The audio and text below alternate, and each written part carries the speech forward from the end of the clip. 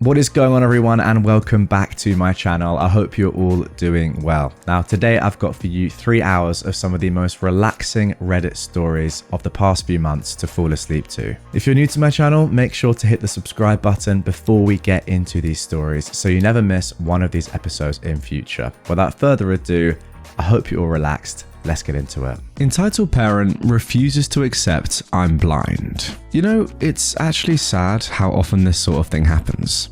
I mean, being a blind girl, instances of ignorant people are daily. But entitled parents represent a certain level of infamy for me. But this one just happened. So hey, why not make myself feel better by making you guys listen to my misfortune? So, since my parents are more at risk from COVID, I've been going shopping alone more and more often during the pandemic. Yesterday was one of those cases. Grocery shopping is a more involved process for a blind person. I have to ask a staff member to assist me. I also have my guide dog, Gumbo, inside with me. The dog in itself increases the instances of bad experiences. Now, during my shopping, I always get a wide array of reactions to my dog. But one in particular occurred towards the end of my shopping. I heard loud footsteps, followed by the loud screech of, "That doggy is so cute. Can I pet him?" It was obviously a small child by the voice, so I prepared myself before responding that no, my dog cannot be touched due to him being a guide dog. Surprisingly, the kid didn't act entitled, but instead seemed surprised and excited about a dog having a job. She, I believe it was a she, how dare you assume her gender OP, asked me a few questions and then left. I thought nothing of it and continued with my shopping. After I finished, I decided to stop by the food court on the way out for some lunch. So I went and made my way across the supermarket. I ordered my food, sat down and waited.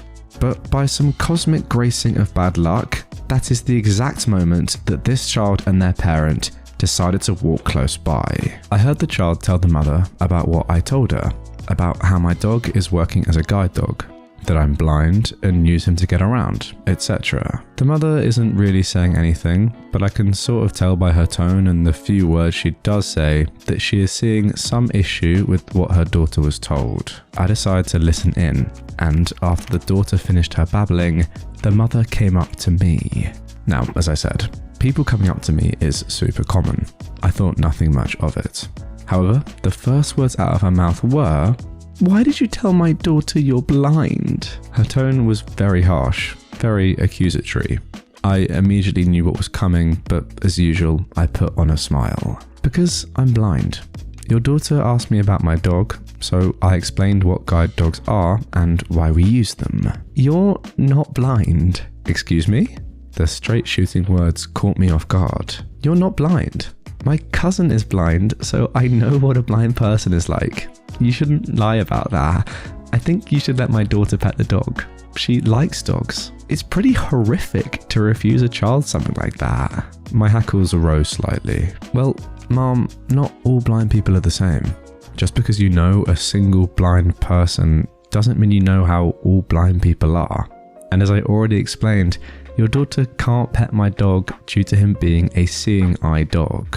"Why are you lying though? Your eyes are completely fine. You're using a phone.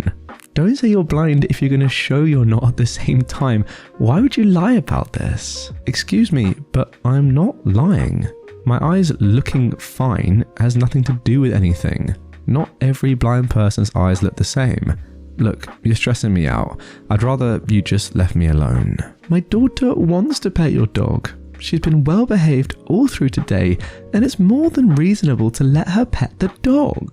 I said no. I don't know why you can't just accept my answer. "Oh, you said no using that BS excuse. You're honestly starting to annoy me. I don't know who you think you are, but I happen to work for..." I can't actually remember what she said. "And if you don't stop it, I'll get security to throw you and your fake guide dog out of here." Now, I'm sure you get the picture. This went on for a good 5 minutes of her getting progressively more and more angry at the fact I wouldn't let her daughter pet my dog. The daughter was actually silent through the whole thing.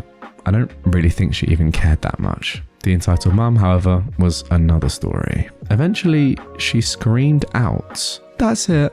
I'm going to get security. If you're smart, you'll be gone by the time I get back. or you'll regret it. I snorted at her small fit and heard her huff and storm off.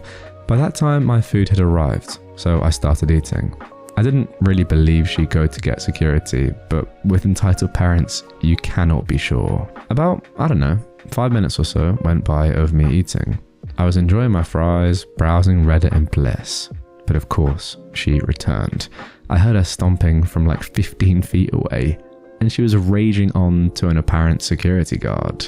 Look, that's her, you see? She's sitting there with a dog. She says it's a guide dog, but she's not blind. You have to kick her out. Dogs aren't allowed. I sighed and removed an earbud to prepare for the incoming ordeal. A deep male voice sounded from a few feet in front of me. He sounded rather harassed. Miss, is this a service dog? Said the security guard. Yes, it is. He is a seeing eye dog. I am allowed to have him here. I have a copy of the appropriate law if you need it. No, that's fine. I know service dogs are allowed. This woman is saying you aren't disabled though. Is that true? No, she's just angry that I didn't let her daughter touch my dog. I honestly don't know why she cares. Because you're a liar. I told you I have a blind cousin. Don't try and tell me I don't understand blind people, because I do. I directed my attention back at the security guard.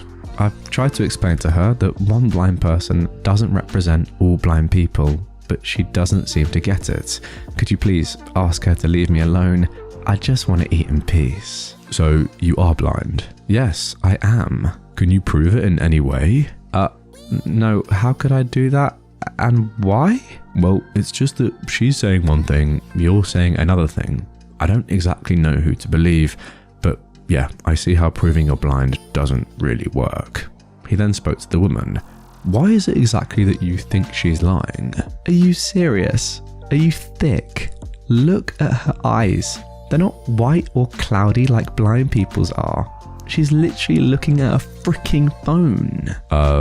What's your response? The guard asked me.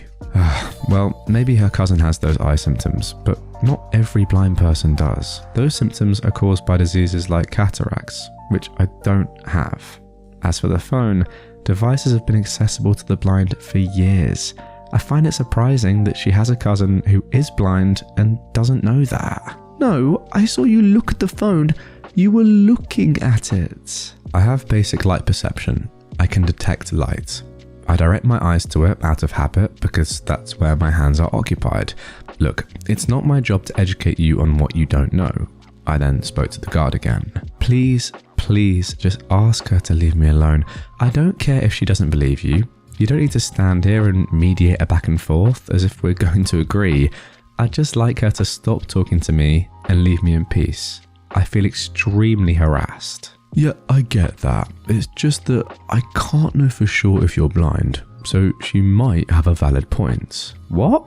That applies to every blind person. How can anyone prove that? If she has no reasons for me lying, then shouldn't you just give me the benefit of the doubt? I don't know. She said her cousin is blind. She probably knows something about it. Wow, I'm not even going to bother. Look, if you're not going to get her away from me, then I'm just going to leave. Thanks for failing to protect a disabled patron. I stood up to leave, my dog getting up to guide me. I took a few steps and suddenly felt someone grab hold of my harness handle tightly and pull me to a stop. Wait, said the entitled mum. I said I wanted you to let my daughter pet the dog. Then you can leave. No. Get off my harness. Get off. Now, understand that grabbing my harness is akin to someone taking away your eyes. She was impeding my means of navigating, so I panicked. This has only happened to me once before. It's outlined in a previous post, and I panicked then too. I attempted to pull my harness handle back, all the while screaming, "Get off! Let go! Help!"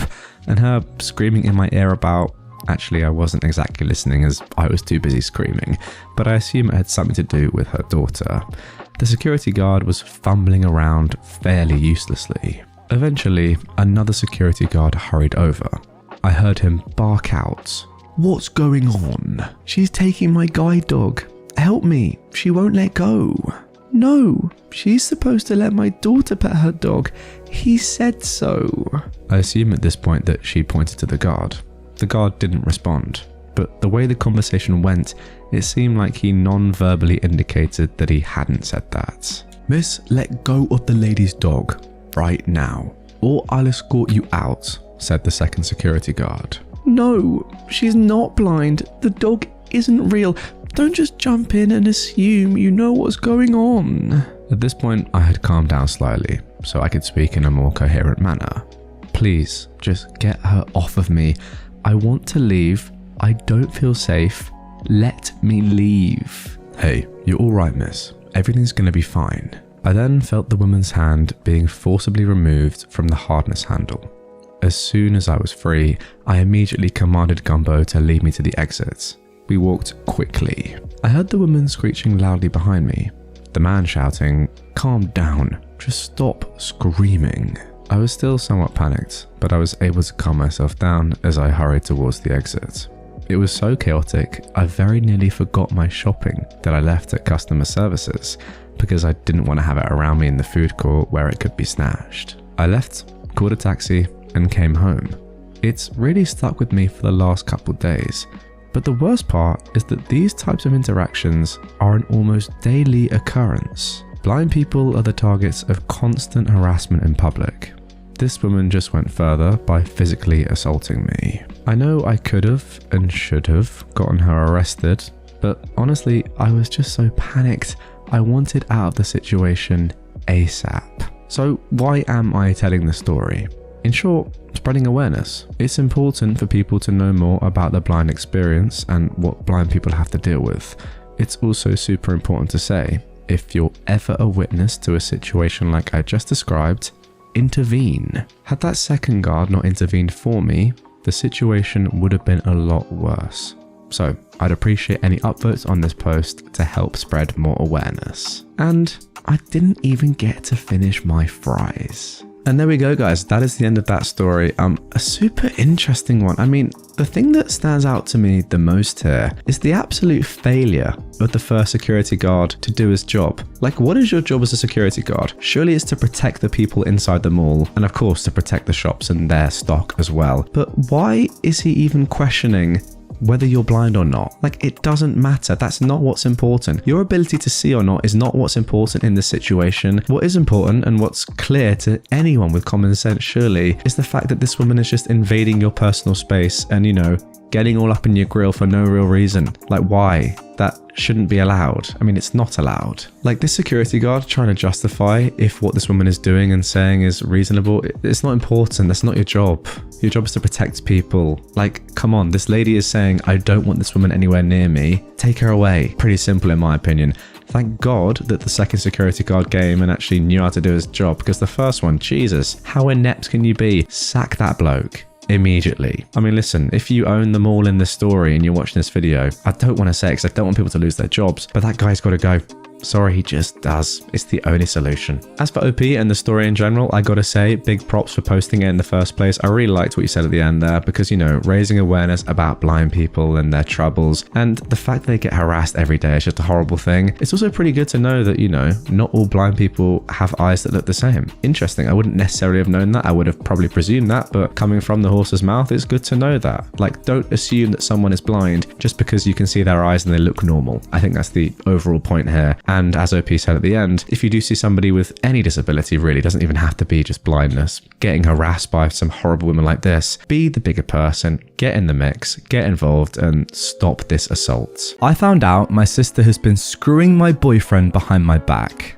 I get even. I never ever thought I'd be telling this story on Reddit of all frickin' places. But since I've been seeing everyone share their revenge stories, I got a little inspired, so I thought I'd share mine. Little backstory first. I was born into a broken family. My father was a drug addict. My mother, on the other hand, was the kindest, strongest woman I know. Fortunately, they separated just after the birth of my younger sister, who was only younger than me by a year. I took after my mother. My sister, though, apart from my mother's looks, she got everything else from dad.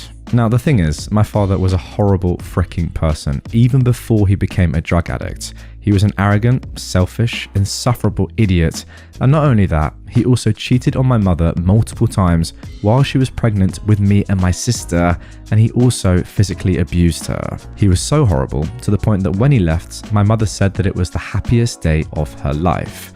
She continued raising us, all by herself, while my dad went to God knows where. And you know what? I've never even missed him. 18 years later, and me and my sister are all grown up. And the thing is, we've never really been that close. We fought a lot when we were younger, but it was all usual sibling fights. As we grew, we fought less and less, and we were able to coexist like all siblings do. And though I didn't express it all the time, I did love her. But here is where it all goes to pot. In my senior year of high school, I started dating one of my classmates. He just transferred during that year and said that he liked me immediately and asked me to go out with him if I was interested.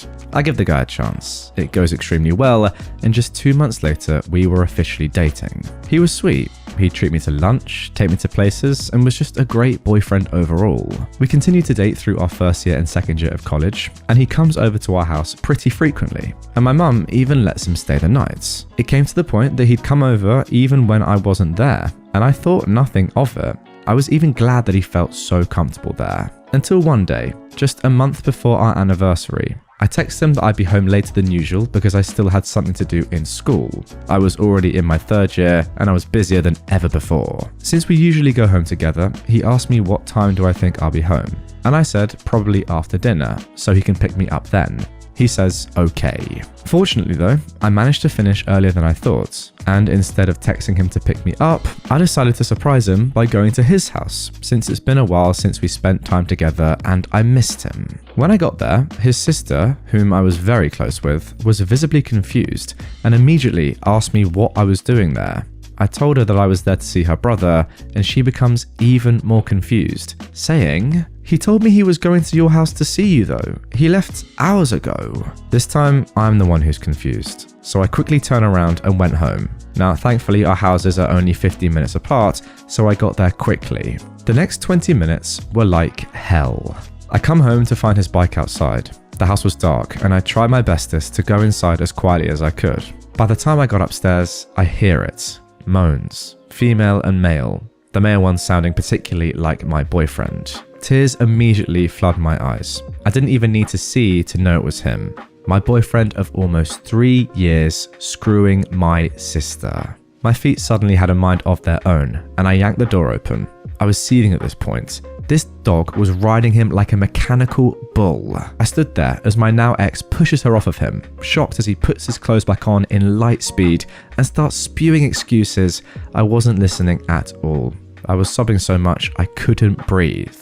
The butthole follows me all the way downstairs, and I yell at him that if he doesn't leave that instant, I'd tell his entire family. He leaves, and I was left with my sister. I couldn't even look at her. I stayed downstairs, calming myself down until my mum came home from work. She immediately notices that something is wrong, but I don't tell her yet. Dinner starts and I felt like crying again.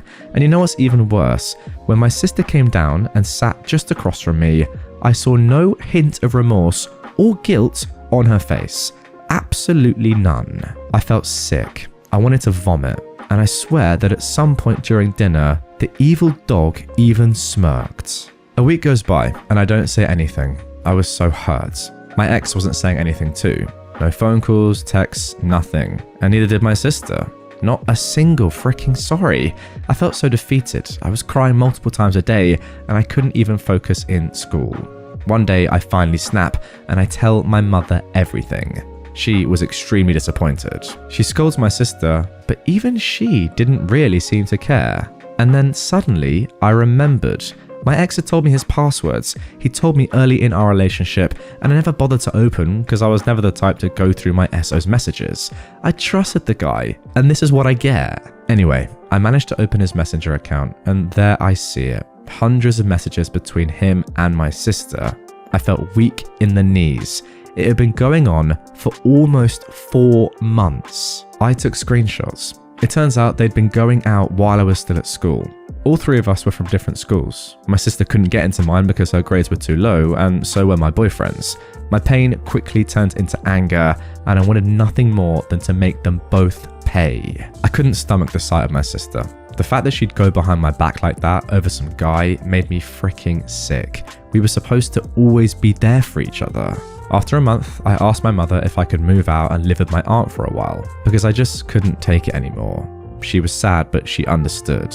I felt so sorry for her. She held my sister accountable for what she did, but at the end of the day, it was still her other daughter, so she couldn't completely turn her back on her. I didn't want to give her the burden of having to choose, so I did instead. So I move out and live with my aunt, and I promised to keep in touch. The next 6 months were basically me putting my stuff back together. I became a working student and did some freelance work to earn some money. And as I started to earn more, I dropped out of school completely and became a full-time freelancer. As the months went by, I'd earn more and more, and I had more than enough money to spend for myself. And from then on, I started to send money to my mum monthly. One day, I got curious and decided to check on my sister and ex. When I unblocked them, I regretted it instantly. Those buttholes were still together, and my sister was even flaunting their relationship on Instagram. Suddenly, it was as if no time had passed by at all, and I was angry yet again. I scrolled through more pictures and it was obvious that my sister was completely in love with him. Then I acted on anger. I sent the screenshots I took from before and sent them to our cousins, telling them everything. They all ended up hating her.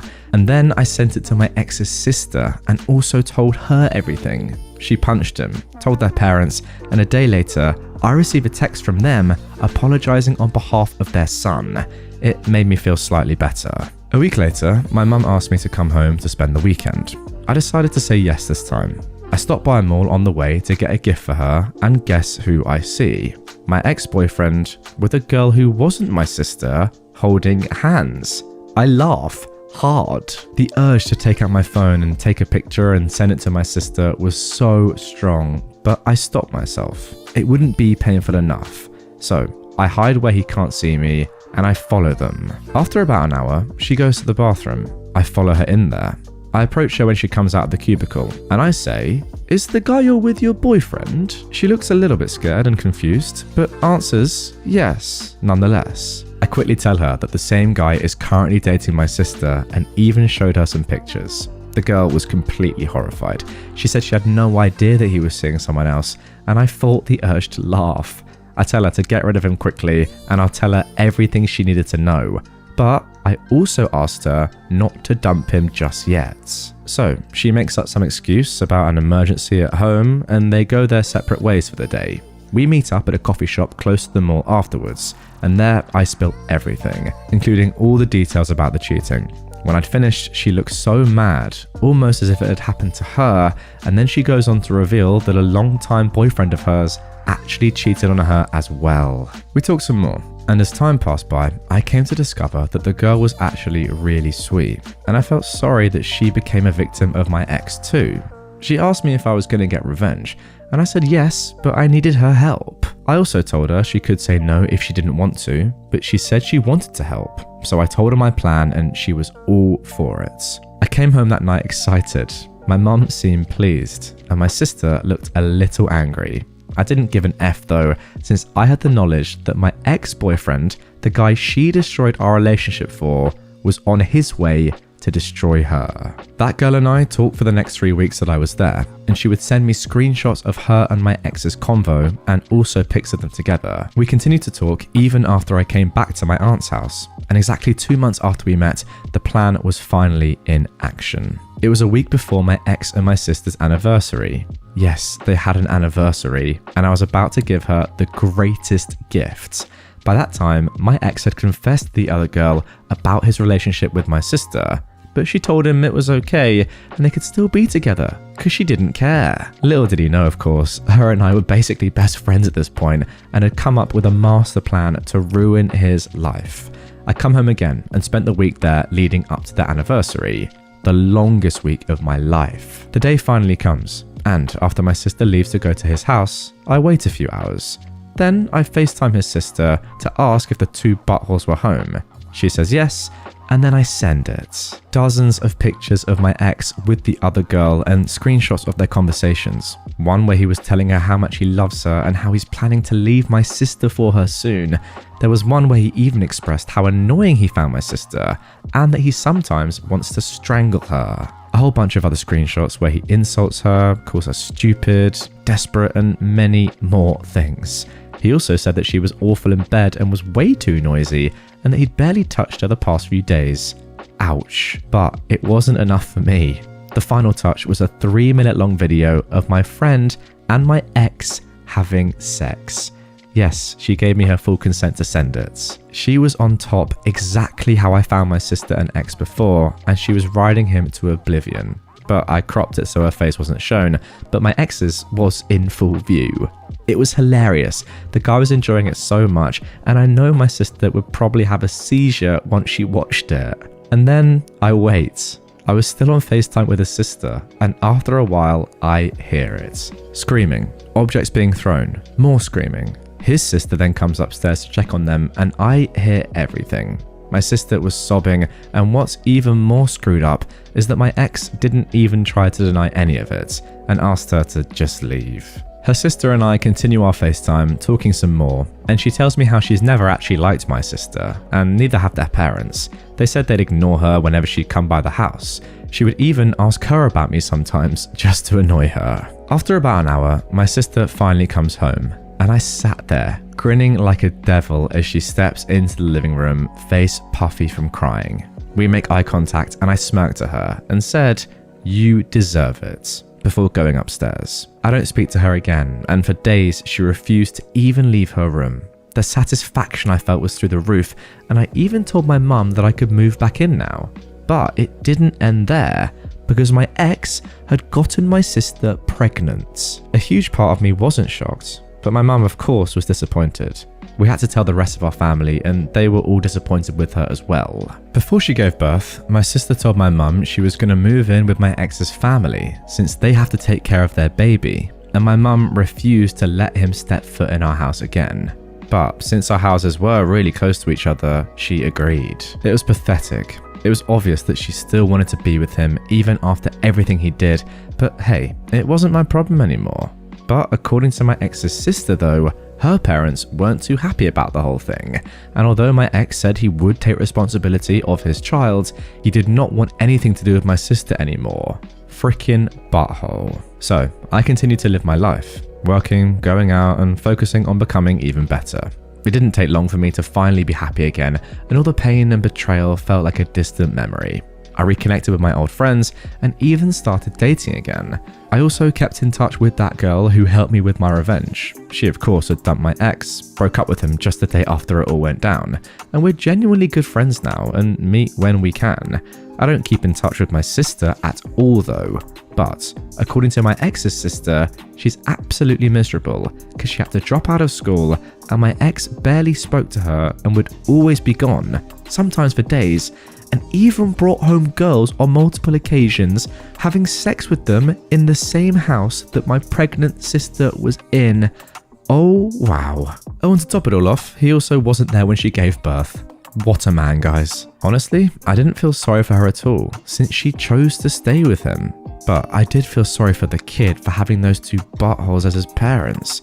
They'd go to our house at least 3 times a week to see my mum, and my sister would completely ignore my existence. Guess what? That dog still hasn't apologized. I didn't really care at that point, so I just ignored it. But one time, I kindly offered to buy her baby some clothes, and she fixed me with the nastiest look before saying, "We don't need your frickin' money." I was appalled, and then I was angry again. Alright then, if that's how she wanted to play. Now, funnily enough, I run into my ex at a bar just a couple of days later. He looks frickin' terrible, and I questioned what I even saw in him. He sees me and then actually looks happy. I, on the other hand, no longer felt anything to him, only disgust of course. He tries to make conversation, telling me I looked great and even apologizes. I was shocked, but his apology didn't really mean anything to me anymore. Later that night, I received a bunch of messages from him. He was apologizing again, and then went on to say how much he regrets cheating on me before begging for another chance, and swears that this time things would be different and that he was gonna change for me. I laughed so hard I fell off my bed. The ocean would dry up before I'll even think about taking his butt back. But since my sister had angered me once again and I was feeling a little petty, I sent her the screenshots of those messages with the caption, This your baby daddy? I knew that she was still in love with him, even after everything. And I knew that it would hurt her to see how he's willing to change for me, but not for her, the mother of his dang child. He barely even gave her money for the kid. It was only his parents and my mum who supported her financially. My sister blocked me. LMFAO. And no, I didn't ever take my ex back. Last I heard, he actually started using drugs. So, fast forward to now. I continue to thrive, while she continues to be miserable. We recently had a family reunion, and at one point she said to our relatives that she's having a hard time, and one of her cousins looks at her dead in the eye and says, well, maybe if you hadn't screwed your sister's boyfriend, you wouldn't be in this position. She was absolutely dumbfounded, tears in her eyes, and I almost choked on my wine trying to stop laughing. I guess she probably didn't think they knew. Well, now she does, and they all didn't bother to hide how much they despised her. She had no one on her side and was considered the disappointment of the family. But she's only got herself to blame. By the way, if anyone gets confused why we still lived with our parents during college, I am Filipina, and this happened in the Philippines. Here we don't move out until we have kids, and sometimes not even then. And look, if some people don't believe me, that's fine. Honestly, I understand. I actually wish it was fake, truly. This particular event has caused so much stress on our entire family, but I understand. About the girl who helped me, I was actually really shocked myself with how willing she was to participate. There definitely have been times where I was scared she would out me to my ex and sister, but I guess it all just reminded her of the situation with her old ex, and she also seemed mad about being made into a side chick. I didn't expect that she'd send the video, of course. I asked her so many times if she was absolutely sure. My ex was a horrible person, but he was attractive. And he was good in bed, as much as I hate to admit. She basically used him for sex, and I don't find anything wrong with that. He deserved it. And to be honest, I would have done the same if it was the other way around. I get why it might seem made up, but I've literally witnessed much crazier stuff happen. I had a friend who got sent a video of her then boyfriend and another girl having sex as well. The girl actually sent it because she wanted the boyfriend to herself. It happens more frequently than one might think. Some females can be messy as anything these days. But again, I get why it might not seem believable. Ultimately, believe what you want. It's not like it would affect any of us negatively. What's done is done. Have a good day. Now, guys, where to even begin with this story? Like, I'm absolutely dumbfounded. I cannot believe what I've just read. That was amazing. And I get what OP's saying. Yeah, maybe it does sound unbelievable, but ultimately who cares? There's no real reason to lie. It's just a little subreddit on the internet. And from the comments, it does seem very likely that this did happen. I know it sounds crazy, but wow, she's answering the comments in some mental detail. I'm not going to go into it, but this story is almost definitely true, I'd say. I mean, listen, if you're watching on YouTube, get in the comments. Let me know what you think. Does this story even need to be true? Does it really matter? I was thoroughly entertained throughout. Wow. Like, I don't even know what you call this. It's more than a love triangle. It's like a love pentagon. Unbelievable. It's just crazy that your sister got pregnant as well in all of this and didn't even realize that other members of the family knew about it. And oh, the video as well. Like, imagine receiving that video. God, it begs belief. It really does. I mean, look, she was the one who obviously brought this upon herself, but I actually do feel kind of bad. 5% of me feels bad for her because, yeah, look, it's probably one of the worst things you can do. But now she's got a kid and everyone hates her. Like, oh, it's not the best situation to be in for the rest of your life. Look, I get it. You're all shouting at me. She deserves it. I agree with you. But wow, think of the pain and misery that, she's caused that onto herself, of course, but just think of the pain and misery. It's a lot. Fantastic revenge, I gotta say. Love that you got another side chick involved. So good. So good. And yeah, this guy obviously deserved it. Just complete and utter bad. My sister doesn't want to free her live-in unpaid maid, so I got her fired. Obligatory backstory. Many of you have probably heard of families with strong hierarchy structure, normally with the eldest in the family having the most influence. Now, my family is one of those, except that my parents are drug addict deadbeats, so my eldest sister, who is 31, who will be the entitled mother of this story and will be referenced as such, raised all 5 of us. She is the boss of the family. She says jump, everyone says how high. The focal point of the story is my youngest sister, who I'll call little sister. She's 20 years old. Most of us have a handful or at least a couple of memories with our mother before she lost her mind, except for little sister. For her, our oldest sister is the only mum she ever had. and our oldest sister knows how to take advantage of that. All of us noped out of our parents' house as soon as we turned 18. Except for our older sister, who waited until little sister and our brother were raised and in their mid-teens to move across the country, and soon found jobs and accommodations for all of us to move to the same state as her. Little sister begged for years to move in with her, but entitled mother, again, that is the 31-year-old older sister, always denied, saying that somebody had to take care of our father, and because she and her new husband needed privacy and space. That was until entitled mother got pregnant. She got little sister to move in with her, and she's been there for the past 2.5 years, helping out. Now to the story. Entitled father's family, I assume that is entitled mother's husband, wanted to visit for a couple of weeks. So little sister had to stay with me for that time so that they could use her room. It's worth noting that entitled mother didn't ask or let me know about it, she just dropped our little sister off. One day, she saw me studying for my master's degree and said something about how she always wanted to go to college, and this is how it went. So, why don't you? I said. Oh, well, I talked to entitled mother about it, but she said not everyone is the college type, and that I wouldn't have time to work, study, and take care of niece at the same time, and it's expensive.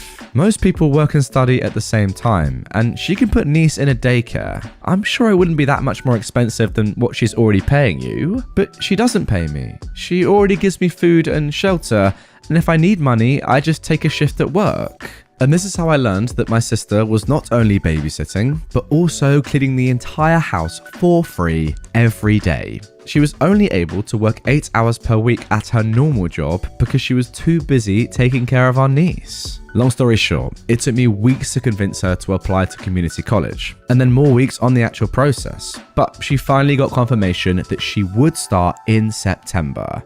All of that was behind entitled mother's back. She was planning on telling everyone the next time we all got together, which would be Independence Day. But before that could happen, entitled mother got everyone together at her house to announce that she was pregnant. Little sister starts crying at this point because now she wouldn't be allowed to go to college. Entitled mother gets deeply hurt and offended that she planned this behind her back. I butt in. Our other siblings butt in. It's just generally a mess. How could you do this to me? Who's going to take care of the babies? I can't believe you'd be so selfish. If you like OP so much, go and stay with her. These were all some of the things that she said. She kicked me and little sister out, who stayed with me until they made the peace.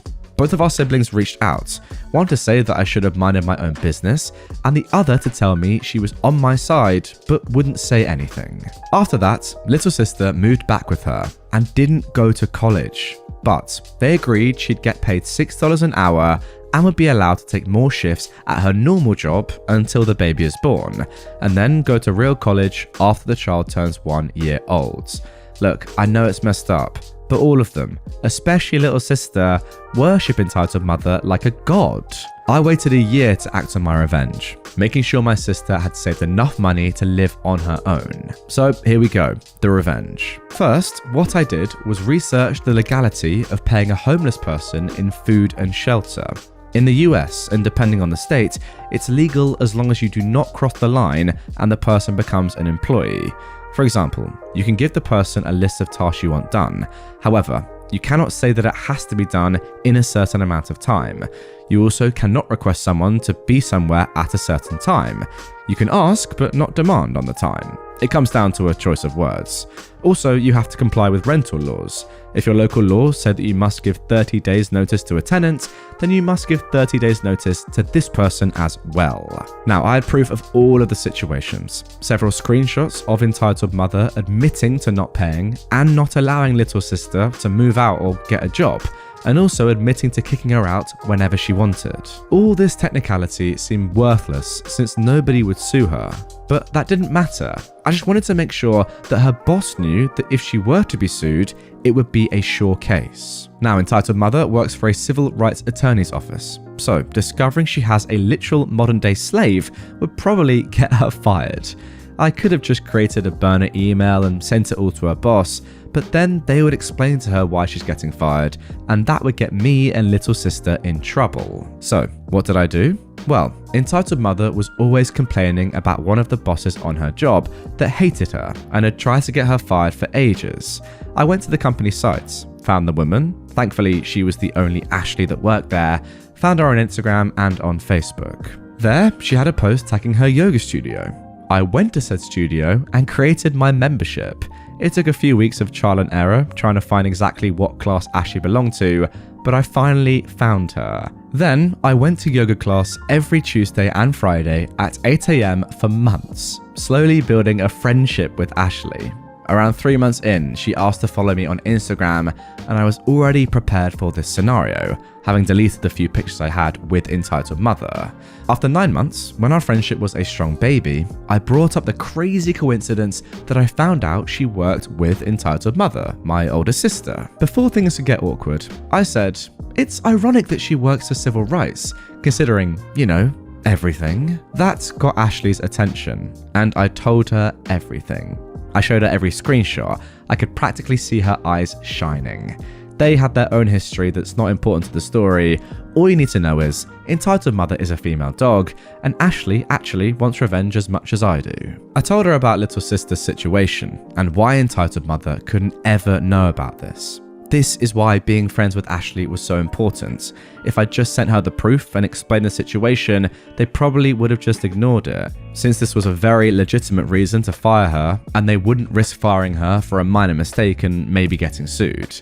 I sent her the files with her promise that entitled mother wouldn't hear about this, but she needed them to convince the other owner, who was the reason why she wasn't fired yet. 2 months later, entitled mother was fired for minor mistakes, lateness, and general bad productivity. A small victory, sure, but I loved coming to visit her during the 4 months she was unemployed. She looked so tired and miserable all the time since she had no money to pay for a babysitter and little sister is away at college, so she actually had to take care of her own children. Moral of the story: check on your siblings. They might be living in a modern slavery arrangement. I mean, honestly, that is genuinely mind-blowing to me. Forcing your youngest sister, who you know worships you because of, you know, how amazing you might have been earlier in life. And that is fair enough. Fair play to you for raising your other 4 siblings. That's pretty impressive stuff. But forget that. That's done now. Brainwashing her, forcing her to work for you for free, that's crazy. You know, ruining her hopes and dreams of going to college and living her own life, forcing her to stay and work for you in your house. Unbelievable. How could you do that to another sibling of yours? All I can say is thank God OP found out and is involved in this family and did something about it. Unbelievable that sort of stuff happens in this modern day. The only thing that I'm a little bit confused by is that you did, OP, let the little sister go back to your older sister's house for a period of time. Now, maybe it's easier said than done, but surely you shouldn't have done that because you never know what might have happened there. She's already exploiting her to an unbelievable extent. Could she have gone one step further? Like, you never know. So that's the only thing I'm a little bit like, not sure about that. The rest of it, yeah, he did amazingly. Great revenge as well. Very important, as you say, to keep it secret, the reason for her firing, so that she didn't realize it was your work, and that meant that your little sister could get out okay. Good stuff. Don't want me to work my notice? Okay, I won't work during my notice. I was working in an organization that was super toxic. So much so that we were a revolving door. Most employees stayed only for a few months. To counter this, our management put a 3 months notice into everyone's contract, including the existing employees. Now that's not strictly illegal where this happened, but it is very unusual. I believe the idea behind that was to make it harder for the employees to find a job outside, as potential employers didn't usually want to wait for 3 months. However, this didn't work as most people simply quit and then waited for a month or two before starting their job hunts. I was there for almost 4 years. I needed the money, so I put up with whatever abusive stuff was thrown at me. My boss was a guy we'll call Vince, not his actual name. Now, Vince was not particularly good, but he sometimes respected the fact that I was the most tenured grunt in this organization. Do note that after about 2 years, I was doing a lot of additional work in addition to my official responsibilities, primarily because I was the only one who knew how to do those. Everyone else had already left. This is important for later. Enter Rajesh, also not actual name. Rajesh was poached from a somewhat infamous company and was literally flown in from a different continent. He was brought in to strategically improve our division. This was quite strange given that our division generated most profits. Within months, Rajesh made the environment even more toxic. He pulled Vince's team under him and got Vince fired, and he actively encouraged us grunts to spy on each other. Rajesh also had it out for me from day one. Until today, I don't know why. He started making my life much harder than the others, and this culminated in him taking me aside and telling me that I was not pulling my weight. Now at this point, I was doing quite well in the organization, and I've been doing a lot of additional work critical to our business since only I knew certain systems and processes. See high attrition above. So I was quite angry, and I started looking out for something new. Yeah, I wasn't brave enough to quit and start looking, but I was looking nonetheless. Fortunately, I was able to find a job that was willing to wait the 3 months. So it was my turn to take Rajesh aside and tell him I quit. Boy, Rajesh was fuming. He went from denial, "You can't quit," to negotiation, "What if I give you a raise at the year end?" before acceptance. Thus, I was serving my notice and working away like an honest bee, my usual work and the additional work. At this point, I was called in by HR and told that Rajesh wanted me gone. The insane part was that they wanted me to pay the company for the 2.5 months shortfall in notice. I obviously refused, then went back and checked the initial contract. It turns out that a notice of less than 3 months could only happen through mutual consent, and the initiating party, the company if they wanted me gone sooner, or me if I wanted to leave earlier, had to compensate the other party for the shortfall. So, the next day, I stopped doing almost all of my work. I logged in and logged out my hours and did nothing. I stopped doing any additional work that I'd been doing and started taking it really slow on my primary job responsibilities. Since no one else understood the details of what I did, I knew it would be very hard for Rajesh or HR to prove that I was doing any of this on purpose.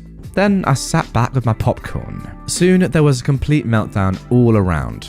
Rajesh would pull me into meetings and scream and try to bully me, and I'd say nothing but smirk in his face. Next, they tried to have someone else learn the additional work I used to do from me so that they could do what I did. Remember I said earlier how I was the only one who knew some of the old systems and processes? Well, now I claimed I didn't really remember any of them, so obviously there could be no handover. Rajesh could do nothing, as none of this had been my responsibility or part of my contract, since the leadership had been only too happy to see me to do this for free. Soon, my workplace turned into a dumpster fire. The HR and Rajesh smartened up and offered to buy out my notice if I cooperated and helped transition my work. I refused. Then, to twist the knife further, I started having meetings with fellow grunts. Remember, everyone was always a newbie, and encouraging them to leave as well.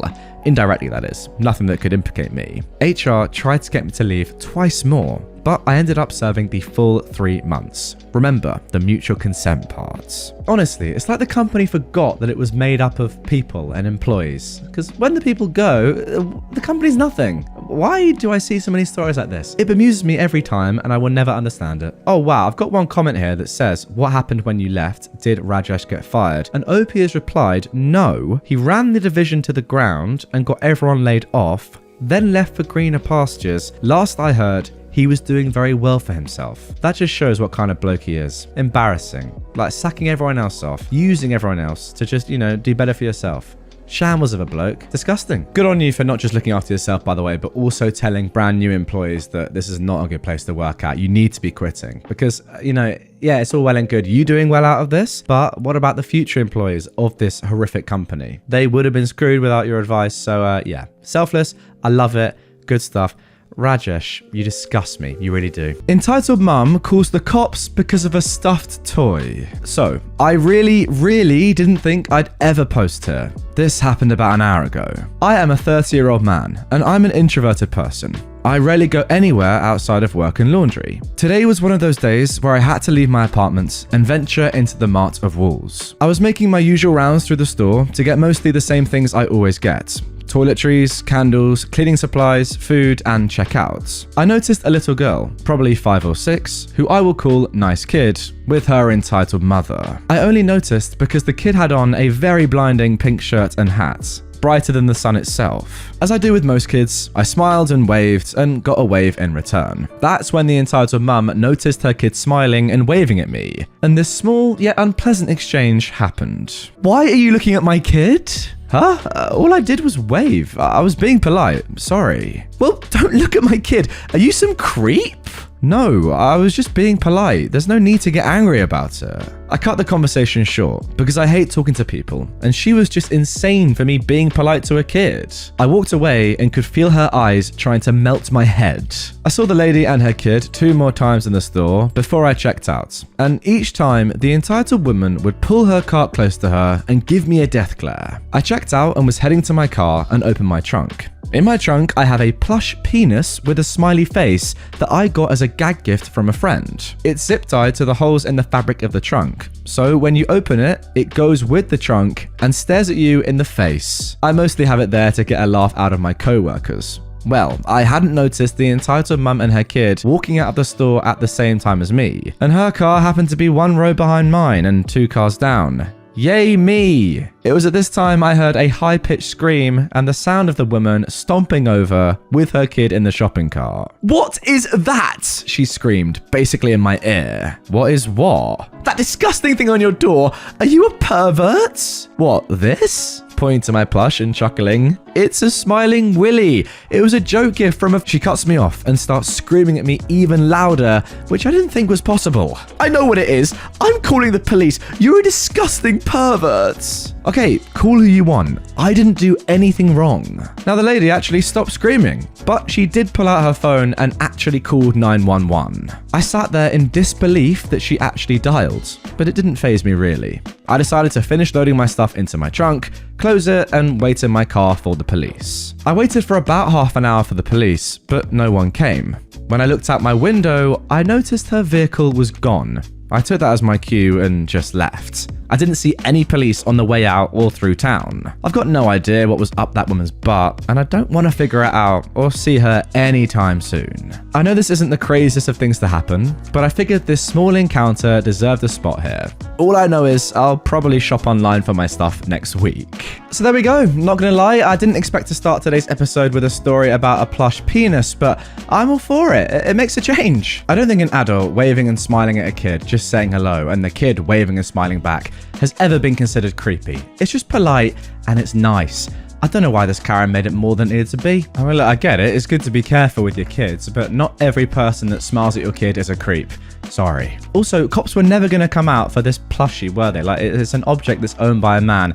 Maybe it's offensive to you. It's not really offensive, is it? They're not going to bother with that sort of stuff, are they? So that's probably why the woman gave up and left, and yeah, OB left as well. All I'll say is online shopping exists for a reason, and that is to avoid people like this. Very good stuff. Now for our second entitled parent story of this episode. My dad is forcing me to either quit my job or to halve my hours, yet refuses to support me financially, despite the fact that I'm a minor. Is this normal? For reference, I'm 17 and I'm in school full-time 5 days a week. I work 12 to 8 on the weekends, and I haven't had a day off other than for COVID leave since August. Of course, my 7-day week schedule isn't ideal, but I really appreciate the income, and I've grown to like my job. Last summer, I really struggled to find myself a job.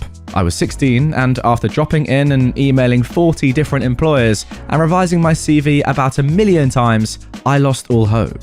My parents decided that I was old enough to support myself and cut me off financially, including stopping giving me bus money or lifts. Now, I live in the countryside, about 20 kilometers away from all my friends, so I spent the summer completely alone, which was really difficult for me. All of my employed friends had gotten their jobs through their parents or friends of their parents, but my parents still made no effort to put in a personal word on my behalf to any employers they were on friendly terms with. Anyways, August rolled around and I finally got a job at a McDonald's about a half-hour drive from me after 4 months in isolation. My parents immediately turned their noses up at the mention of McDonald's, but I wasn't in any position to be picky and I'm still very grateful for the job. They've always put massive pressure on me to do well in school, and so to please them, I've been overexerting myself for months and have a long streak of A's and B's. Unfortunately, I miss a day or two of school on average a month because of my period. For years, I've spent once a month paralyzed with cramps and nausea, which are a million times worse than what any other girl I've talked to about this has ever experienced. I'm convinced I have endometriosis, and I brought the subject up with my parents again and again over the years, and I've begged them for a hospital appointment. 4 years later, and I still haven't seen anybody about my period pains, and I still continue to miss school over it. Despite this, my parents are constantly on my back about the days that I've missed at school, and yet neglect to get me any sort of help or treatment for what I'm going through. About 2 months ago, I missed a week of school because I was sure I had COVID, when in actuality, I just had a bad dose of tonsillitis. My parents, though, were furious when I tested negative for COVID, and nagged and argued with me about it for another month until I actually did test positive and ended up missing another full week of school. I've since caught up on all the work I missed, and I haven't broken my string of A's and B's. Today and yesterday, I stayed home from school because I've had another bout of tonsillitis, which went untreated last time and this time as well. Apparently, this was the breaking point for my dad, and he called me down from my room and told me if I didn't either quit my job or drop down to 1 day a week, he was going to go into my manager's office and withdraw his parental consent himself. He blamed my illness on work and told me that it was unacceptable that I was missing school, saying that I needed to take a day off to dedicate wholly to study. I tried to reason with him and showed him my report cards and recent test results and told him my grades were perfect and that I couldn't be blamed for catching COVID or tonsillitis. He shut me down and told me that my grades didn't matter because the fact remained that I was still missing school. I'm unsure what to do or how to change my dad's mind. I know a 7-day week is extreme for someone my age, but I've got no other option. In order to see my friends and do nice things in the city outside of school, I need funds. In order to have those funds, I need a job. My parents want me to have both a school life and a social life, but they won't give me a single cent out of their pocket to get me out of my countryside jail cell. Pocket money's out of the question. I've tried to negotiate my way into making some kind of deal with them by doing good in school and doing any chores they ask of me, but their argument is that I shouldn't be rewarded for doing the bare minimum of what is expected of me. Now that I have my own job, I am financially independent and can no longer be guilt-tripped by them about money or by my laziness. I'm currently saving for a month-long holiday during the summer, and I already have deposits laid down and plane tickets bought. Still, I need to earn a little extra money to pay the entire thing off.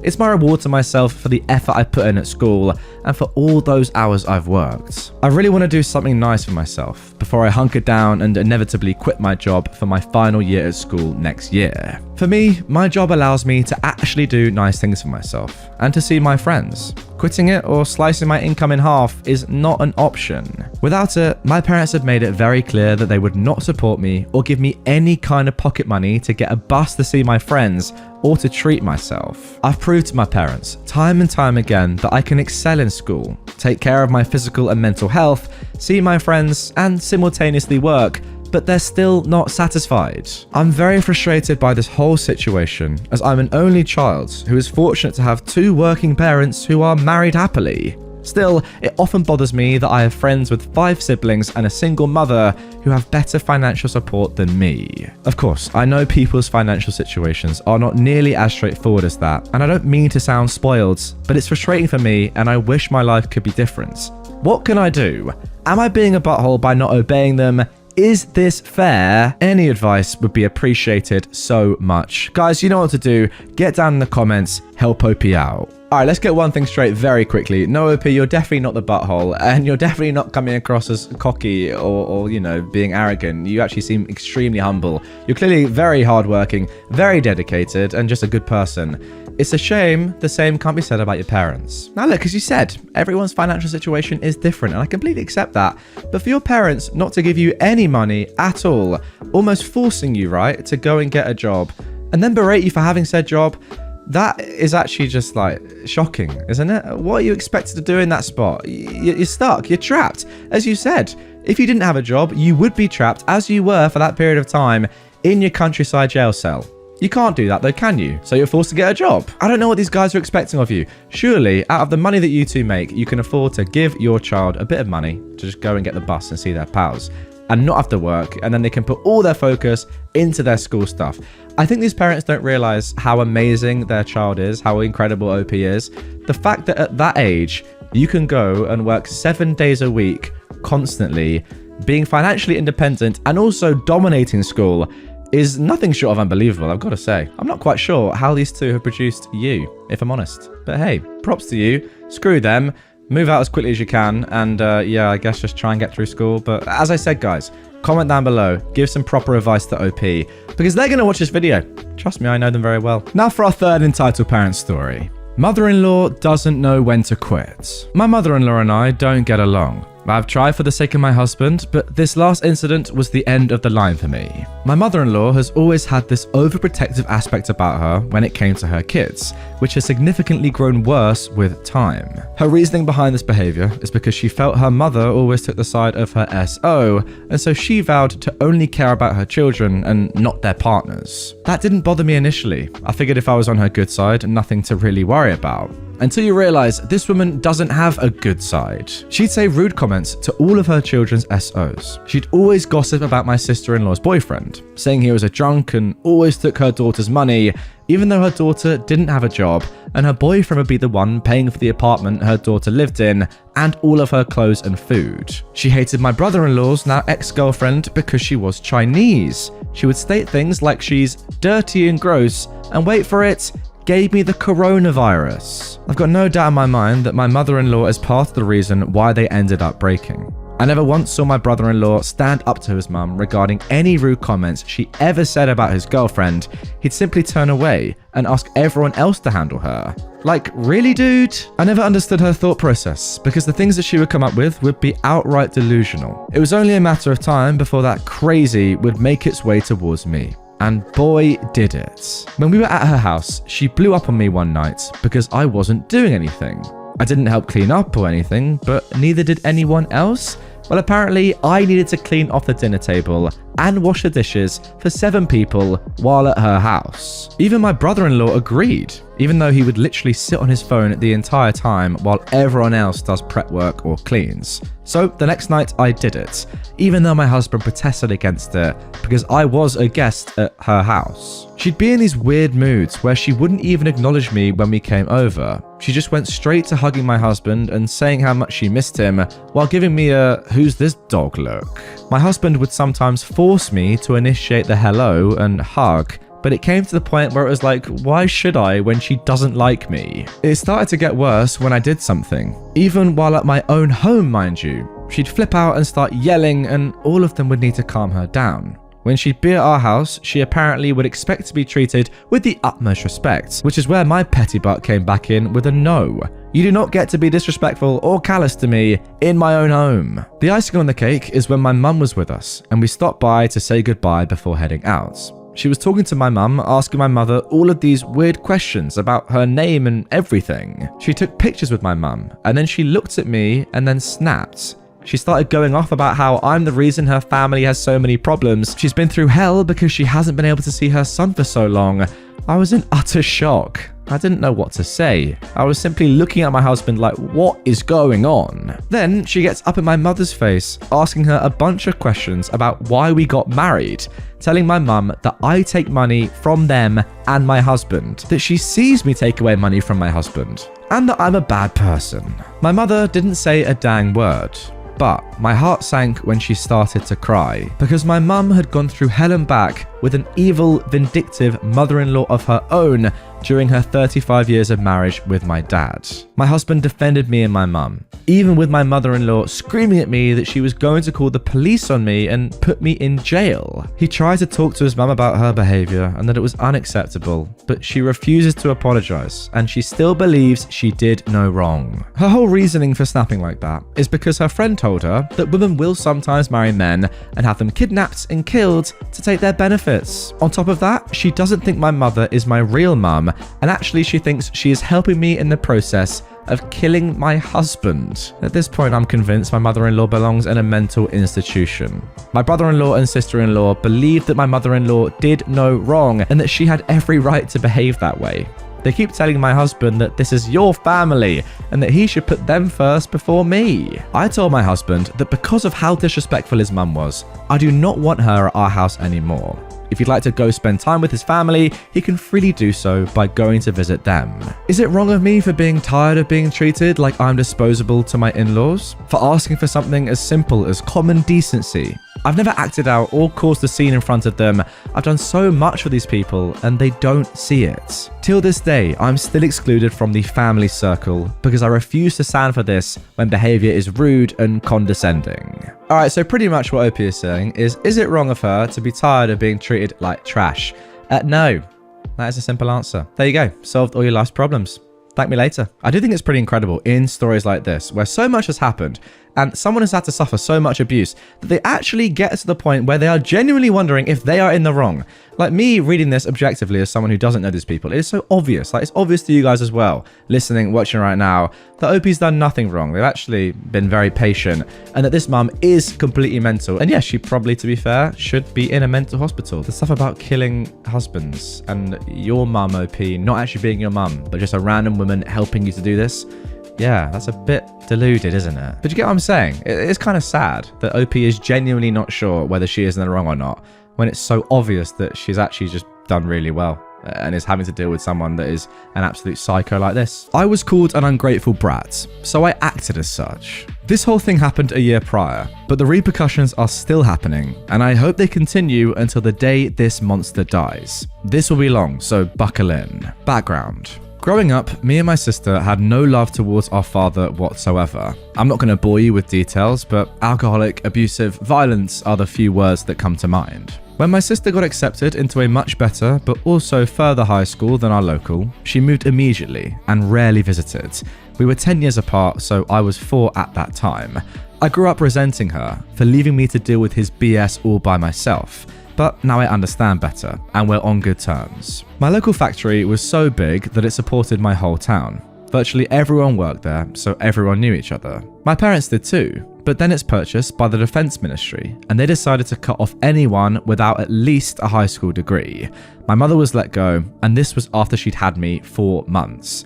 My father, however, made it into retirement and was granted military status. Basically, they gave him an honourable rank, so his pension would almost double. But also, you'd have to act accordingly, because, in terms of speaking, you're military personnel now. My childhood was an absolute nightmare, so needless to say, I turned out to be an absolute mess. Anger management and mental instability are notably the worst, and I'm still working on them. When I turned 18, I enlisted. 2 major benefits. It didn't cost money, and I could never come home if I didn't want to. For me, it was literally a highway out of hell. Fast forward 3 years later, I got an honourable discharge. Turned out I had actual mental problems. Who would have known?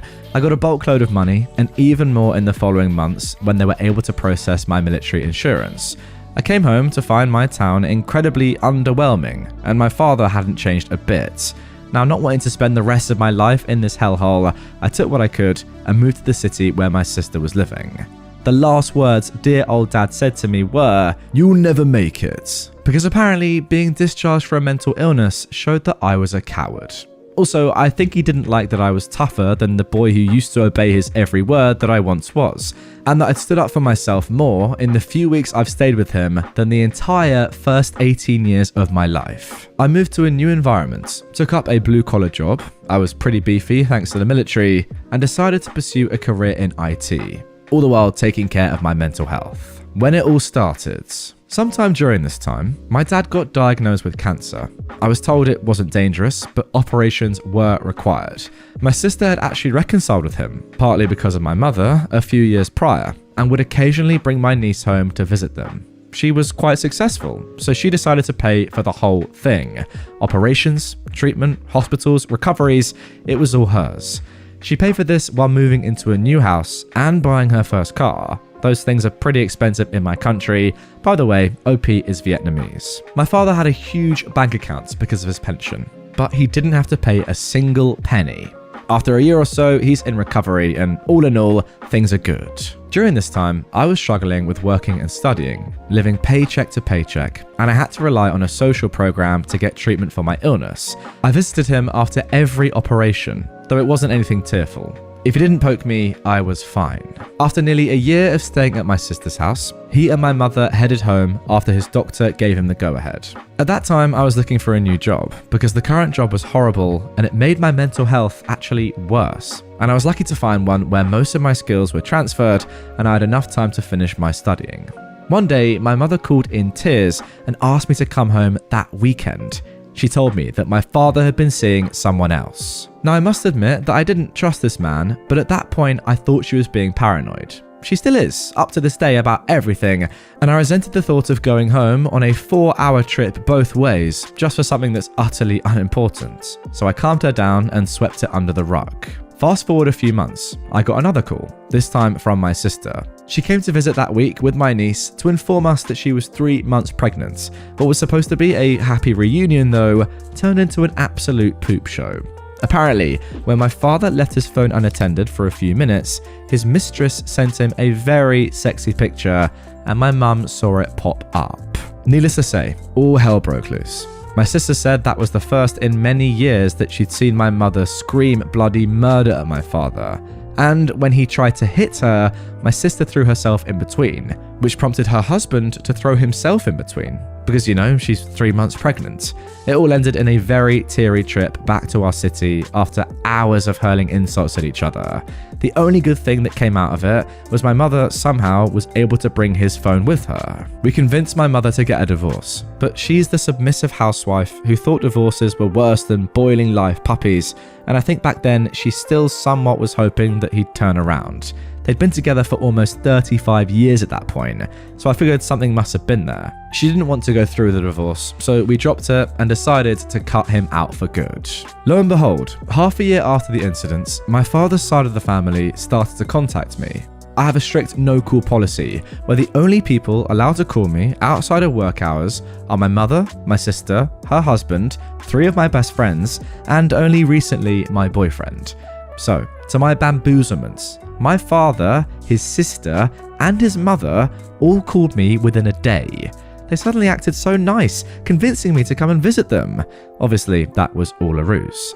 After the incident, my father's side all blamed my mother and said she should have kept it a secret and not made a mess for the family's sake.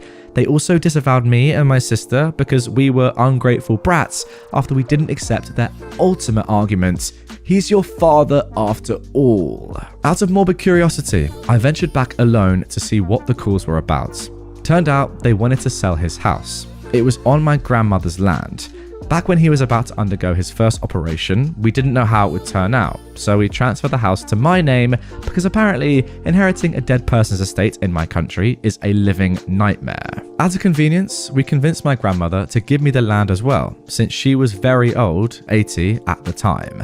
This was back when we were on good terms. I knew for sure they'd rather gouge their eyes out than follow up with any of that if it had happened a year later. I smelt something in the air, but I couldn't quite place what it was. I knew it was there though. So I told them nicely that I would think about it and immediately went back, faking an emergency. A plan formed when I was driving back, and that's the first time I've been so pleased about anything that I actually cracked a smile. I went to my sister's immediately. My mum had been staying with her and laid out my plan. After a year of living in the city, my mum was much more open-minded, and it only took a bit of convincing for her to agree with the plan. So, the plan. My sister contacted a lawyer and asked what our options were.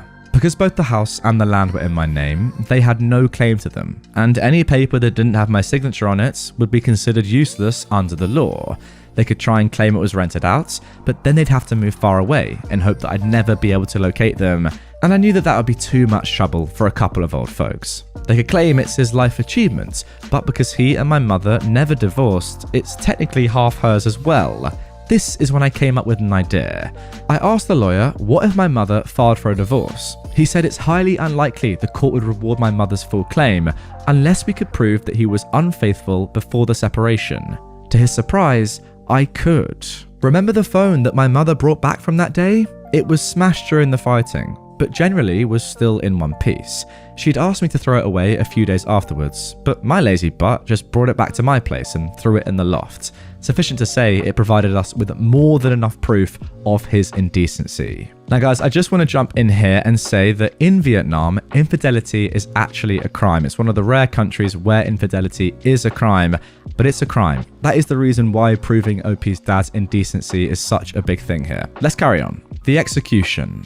After weighing up our options, I called to inform my father that I would come home the next month to make an announcement. He was eager to hear it. Upon my arrival, they were so nice and sweet and whatnot, but after I introduced my lawyer, it's like they flipped a switch and suddenly became vile and violent. I presented my dad with two options. 1, relinquish any claim to the house, or 2, be served with a lawsuit. In my country, marital violations are 6 months probation minimum and up to 2 years in prison. There you go, guys. After a lot of screaming and name calling and feet stomping tantrums, he kicked us out. So naturally, I assumed he chose the latter. At the first hearing, my mum, me and my lawyer were present. It turned out to be another screaming contest in which he made up all kinds of lies about my mother. At some point, my lawyer leaned in to tell me that if the officer didn't stop his rantings, it's likely that they were buddies, and asked me to let him handle things. The officer told us this case wasn't a priority. It would take months to process. We wouldn't like the paperwork. It's best to settle this out of court. But my lawyer politely declined and told my father to expect another hearing soon under much less friendly circumstances. He tried one more tactic in between, which was calling all the relatives and telling them how my mother was a female dog and how I was an ungrateful brat in hope of creating some kind of pressure on us. Very few of them took his side, and even if all of them did, I would have never let him go that easy. In the second hearing, he finally cracked and agreed to my terms, which were relinquishing any claim he might have with the house and divorcing my mum. Basically, the only person who now has any claim to the house, apart from me, is my mother. I agreed to let him keep living in it for the rest of his life though, but not anyone else, aka his mistress, who he was basically living with. So then, now for the moment you've all been waiting for, the revenge. This is where my work really started. First, my sister gathered all the receipts from all the medical billings she has paid for his treatments. A few of them are missing, but we were able to put up a huge folder. I also pooped my pants learning how expensive cancer treatment could be. Not a fan. When we had a general sum of the money, we billed him for it. This is very unethical in my country, since children are expected to take care of their parents. But we threw that out the window long ago. We also knew it was not a criminal case, so we just went to small court claims and then sent in bailiffs to collect, which was just this lady. She went in with an I don't give a frick attitude, and when he failed to comply, she sent in the thugs, I mean the police, to start seizing assets. So, say goodbye to wooden furniture, a 27-inch smart TV, a fridge, and a reclining massage chair. All were bought by my sister as well. He had to pay out of his pocket because that lady insisted they continue seizing whatever he bought until she saw the money. Although the final amount was halved, my mother, under the eyes of the law, shared half of that for some reason. It still cost him about 70% of his savings. Of course, this was never about the money. We were just petty. We told the moving company they could do whatever they wanted with the furniture. Looking back, I should have taken the recliner because my back hurts like a mother effer, even though I'm only in my late 20s. After that was done, I contacted my local factory to file a report. Remember the sweet pension he got with the condition that he behaved accordingly? Clearly, someone had been a bad boy. Now initially, they let him go with it, even though it was a small town and everyone knew everything, because nobody ever filed a report. But that's not the case anymore. I gave them a very detailed folder with pictures from his phone. To say they were sexual was an understatement. They immediately set up a hearing and he was stripped of his rank, making his pension go down to just over half the original amounts. I know this because old folks gossip like their lives depend on it, and my mother is not excluded. She was very happy hearing all this, and it's all she talked about for a month. I was about to be done here, but a week later, my sister called to tell me that my aunt came to her door to berate her and her children. My sister was working from home. My mum also lived there but had gone out for some reason. My sister just called security to kick her out, and she warned me that my aunt could go for me next. I was seeing blood, not because of some lame butt Karen that could cause me inconveniences at most, but because she was screaming at my niece and nephew. As a gay man, I know full well the bloodline ends with me, so I put all of my love into those little guys, to the point that if I'd been there, I would have bitten her head off. So I dug a little and found out my aunt was knees deep in debt. She was hoping she could leech some money off my father, if not from the money he made selling the house, then from his big bank accounts. Since neither of those were available anymore, she was very angry and thought she could lay it on my sister. You want to know what a man could do with determination and raging hatred? I'd never set up an online social presence, mainly because up to my 18th birthday, I was too poor to have a phone, and then the military taught me it wasn't needed. But for this special occasion, I made an exception. I created a fake Facebook account and befriended her. I didn't even have to pretend to be anyone, since old people apparently accept friend requests from anyone. She had this vibe where she'd show off her money and her vacations and her items like a wealthy person. But from my mother and her trusty gossip circle, I knew that she always told whoever she owed money that she was struggling, so I figured she must be blocking them. The next part was easy. I just had to send all of her selfies to everyone she owes. I didn't have to declare myself since I was literally on a throwaway account. So it's just this really long line of messages that showed my aunt spending her money lavishly. For the next month, she was threatened. Not with legal actions like I did, but with much more sinister actions. She'd have thugs, not the police, throw gifts at her door. Gifts like paint, fish sauce, and sometimes literal poop. My mother also told me this, of course.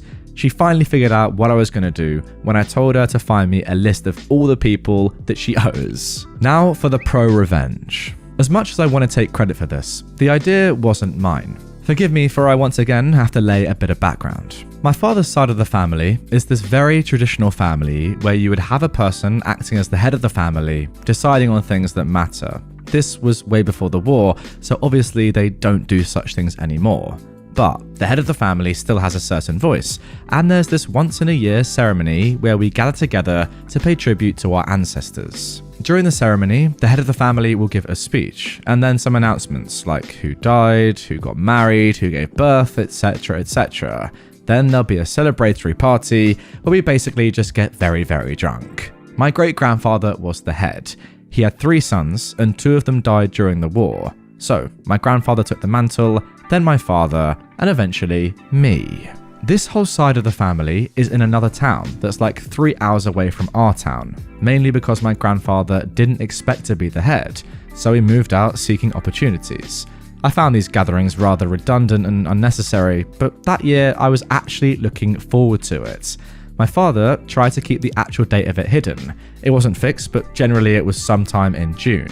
But he seriously underestimated my mother. She doesn't have one gossip circle, she has an infinite number of them. So, my mother, me, and my sister's family all head back for it. The trip was 14 hours in total, but the result was worth it. We timed it so we'd get there 2 days earlier than my father, again thanks to her gossip circle. This side of the family had never heard the full story before, only the version that my father gave them, which was that he and my mother had separated in good faith. I actually give my father some credit for not bad-mouthing my mum. After weighing up all the pros and cons, we decided to let my mother loose, and she is exceptional when it comes to relaying details about her personal tragedies. I kid you not, if I posted her story, word for word, by this time next week there would be a global justice for OP's mother movement. It took just one day for everyone to know what a butthole my father had been. The look on his face when he arrived, with my aunt and my grandmother, and saw my family already there was priceless. He got the stink eye from everyone for the rest of the day. Nobody would initiate conversations with him, so he just sat there like a sad little dog. Now, I know what they say about dead horses, but this idea was too brilliant not to follow through. My uncle, let's call him Oliver, came up with this. In the hierarchy, he is equal to my father, and in the event that my branch doesn't have a male successor, 100% what's going to happen, his branch will be the head of the family. He told me I should take up the mantle of the head. It was very sudden. I didn't have a speech ready. My father was supposed to do that, but Oliver told me I could just tell whatever I want because nobody really paid attention to that thing anyway. All the other elders were okay with it. The speech wasn't even the best thing. At the celebratory party, people would be assigned tables based on the family tree. Heads of each branch would sit together, their children sit together, the elders sit together, so on and so forth. Because I'd been elevated to the head of my branch, I'd be sitting at the big boy table. My father didn't even get to sit at my table because miraculously it was full, even though I could have sworn there weren't 10 of us and each table can sit up to 20. He had to sit at the regular table with my aunt and a bunch of nasty widows who didn't hold back on their snarky comments, so I was told. I don't think he'll ever come back to one of those anytime soon. The aftermath. My father is now just a miserable old man. His mistress left him because, surprisingly, she was after his money. He's living in our old house now with next to nothing. His retirement money, though halved, was good enough for him to live by. Last I heard, his cancer has come back, and obviously this time my sister won't be paying for it. He tried to initiate contact with my mother, trying to make amends, but we blocked his number and profile on my mother's account because she actually did consider it. She has her soft side. My aunt had to sell her house to pay for all the debts, or else they'd just continue harassing her. She now lives in a small house she bought off with the rest of her money.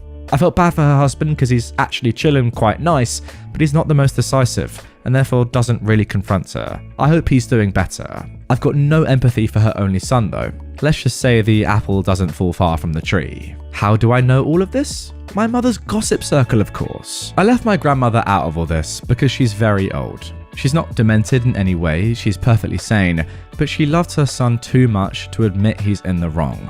Also, she was very nice and sweet to me growing up. I've got a lot of good memories with her. I'm sad because she no longer sees my mother in the same way. I also stopped talking to her and would only visit her once during Lunar New Year. She's lived in the small house she and my grandfather built on the land that's now in my name. When she and my father are dead, I will carry out her wish to build an altar for her and my grandfather.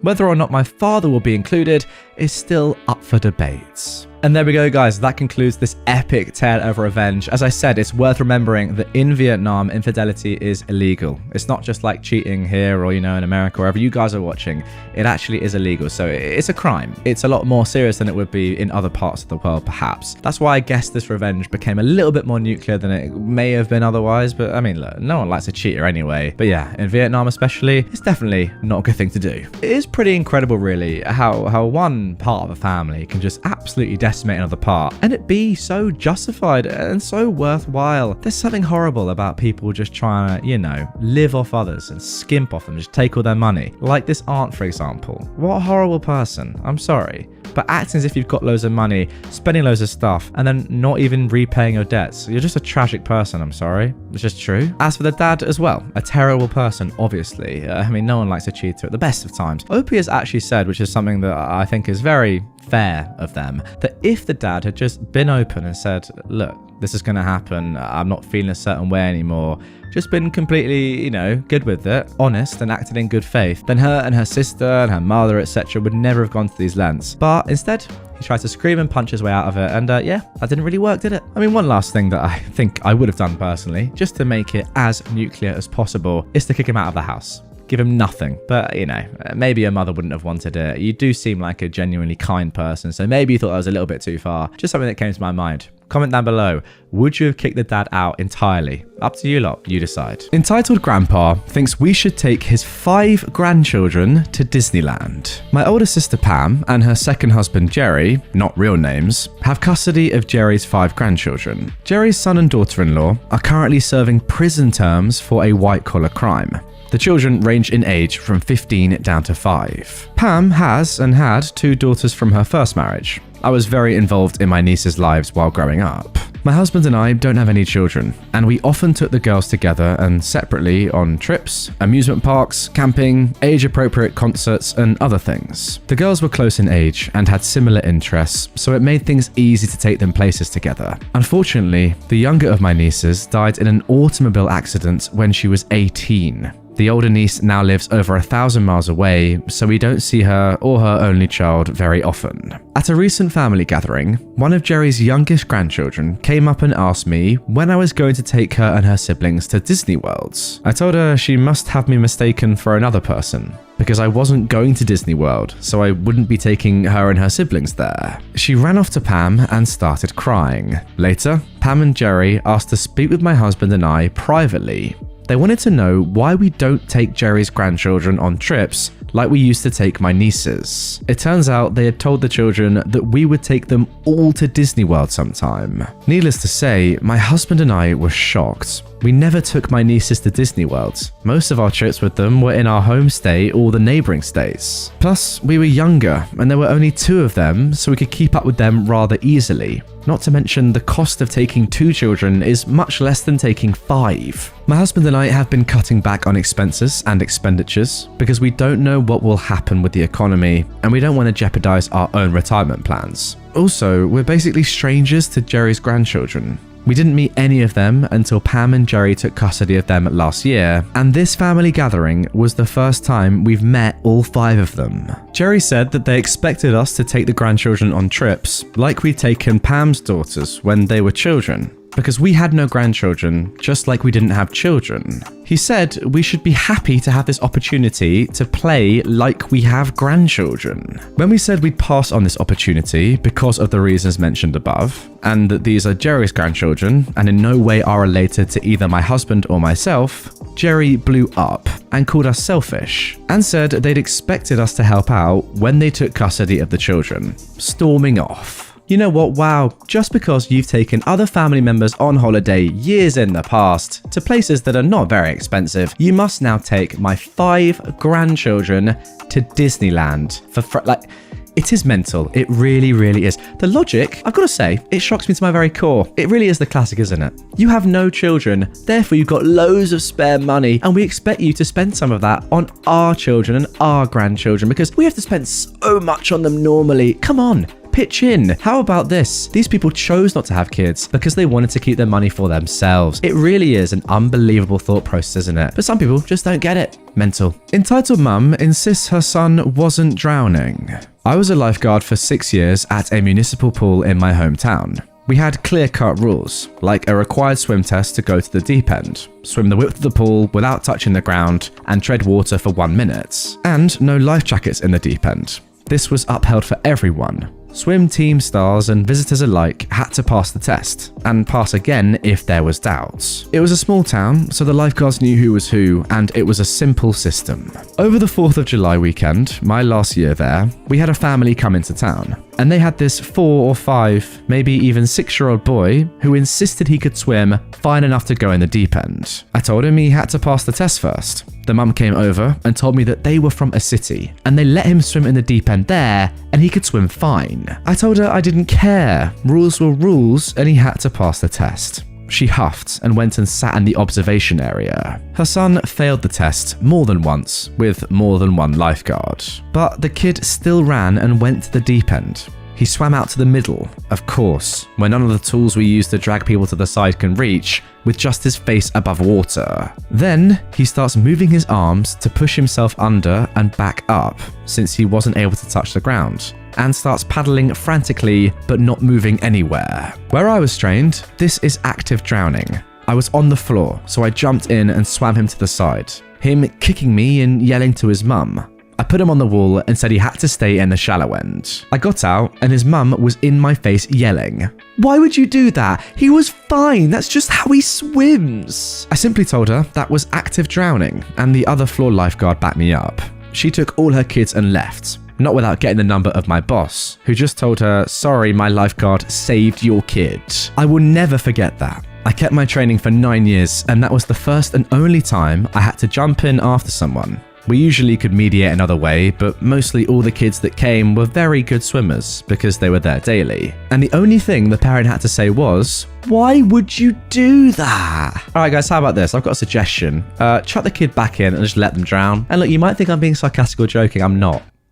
People need to learn their lesson, and sometimes the only way of doing that is for kids to be murdered. Now look, you may think that's a bit too far, but you're just wrong. I'm sorry, but you just are. By the way, guarantee this woman would have sued if anything actually serious happened to her kid. She just seems like a terrible, terrible person. But yeah, you know, I do often wonder why some people even have kids in the first place if they're just going to actively ask them to drown. It's very, very weird. Let's move on. This is why I didn't want your brat to watch my movie with me. I won't lie, I find this rather funny. Recently, my friends and I have been playing Predator Hunting Grounds, and I've become interested in watching the Predator movies. As such, I've rented the entire series so I can watch them. This Sunday, my mum told us that she invited the entitled mum and entitled dad of this story to come and visit. They are her cousins. Cool. Are they bringing their kids? I said. Yes. That won't be an issue, will it? Well, I hope not. Yeah, right, lol. By this point, I started the movie Predators and had closed my door. Partway through, I heard them arrive and decided to stay in my room. I wanted to watch my movie, and these super Mormons weren't going to like it. A little while later, I heard my door open. I hit pause. Hey, you ever heard of knocking? I want to watch TV. It was one of the entitled kids. Not only no, I'm watching my movie on my setup. You need to leave my room now. The kid screeches in eldritch horror and then storms off. Frick. I make my way upstairs to avoid being shouted for, as I know what's going to happen. As soon as I enter the living room, I get bombarded. What is this about you telling my child that they can't watch TV? Firstly, they barged into my room, and yes, my door was closed. Secondly, yes, I told them that they couldn't watch TV on my computer. I'm already watching something, and I don't like others using my computer. Oh, just let him watch TV. He can finish your movie with you. Yeah, that's a very bad idea. Like a 10 out of 10 bad idea. Jeez, are you slow or something? Just do what she said, said the entitled dad. Now, internally, I know that this is going to cause an issue, but I say full send. Fine, only if you're sure. Yes! Okay then. The three entitled kids all get the same look of smug success. I make my way back downstairs, and the kid from before is going on about how he wants to watch all these children's shows. I just keep my mouth shut. I didn't want to teach him any new words. Upon reaching my room, I pull up a spare chair for him. I sit in my chair and hit play. A little bit of time passes, and the kid is looking a little bit scared. I hit pause. Last chance. You really want to be here? Don't make me tell my mum on you. Alright, I hit play. By about this point, the protagonists enter an abandoned drill. They soon found out that the guy that led them is betraying them. The main character then attracts the predators to the drill. I'm keeping an eye on both the screen and the kid. He'd only heard the sound of the predators and was starting to freak out now. By now, the predators appear. The betrayer then gets blown apart by one predator's shoulder cannon. The kid freaked out. He shot out the door and right up the stairs. Hitting pause, I follow at a leisurely pace. Upon hitting the top, I start getting yelled at by the entitled mum. How dare you do this to my baby? You're a horrible person to watch something so horrid. I demand that you make it right immediately. Excuse the heck out of me? You demanded that I let your child watch my movie. But you never said that it was inappropriate. She then says to my mum, I'm shocked you'd let your son watch something like that. At this point, I've snapped. If I'm not mistaken, you and your husband dismissed me saying it was a bad idea, and you leave my mother out of it, so help me God. About 5 seconds of pure silence ensues, only to be broken by my phone going off. As my text tone fills the room on full volume, the kid freezes in fear. It was the predator sound filling the room. Unfreezing, the kid breaks down crying, and my dad starts laughing. Well, I never. Wait, how did he? Said the dad. They then left, and that's all for now. Now guys, if you're a long-time viewer or listener of my channel, you will know that we've come across stories like this before. I just don't get it. Surely as a parent, right, the first thing you would do when your kid is about to watch a movie or watch a movie with someone else who's older than them is check what the movie is. Look, the idea of watching a movie with an older kid like this, I get it, it's nice. And I'm sure if OP was watching a movie that was, you know, rated not what Predators rated, like a movie that kids can watch and enjoy, it would have been fine. And OP, yeah, maybe they wouldn't have wanted to watch it with the other kids, these entitled kids, but they couldn't really have had much of an argument, could they? But the fact that it's Predator and these parents just like, you know what, I don't care what the movie is, just go and watch it, mate. It's just strange. And then they have a bad reaction when something, you know, really gory happens and people die. It's just ludicrous. Again, the logic, it just baffles me to my very core. Let's move on. Just grab one or two. Last night, I had to get a few things to get through until my next big shop. So I stopped at this place that operates a lot like Aldi's. You bring your own bags, the cashier swipes your purchases at light speed, throws them back into your cart, then you move off to the side to bag them yourself. I get all my stuff rung up and I'm now facing the counter. I've got my shopping cart with all my stuff in it to my left, my 2 biggest reusable plastic and fabric bags open in front of me, then the rest of those same types of bags folded in a pile to the right of me but on the counter. So now I'm grabbing some stuff out of my cart when I hear a kid bellow right behind me, shouting to his mother, still in the line. "How many, Mum? How many bags should I grab?" This kid starts rummaging through my bags while he's yelling at his mum. So I slam my hand down on the whole pile of them, while the mother, who's not paying attention to what her kid's doing, just shouts back, "Just grab 1 or 2 of them. There's a whole pile of them. It doesn't matter." So the kid starts making motions like he's going to try and grab my bags again. What?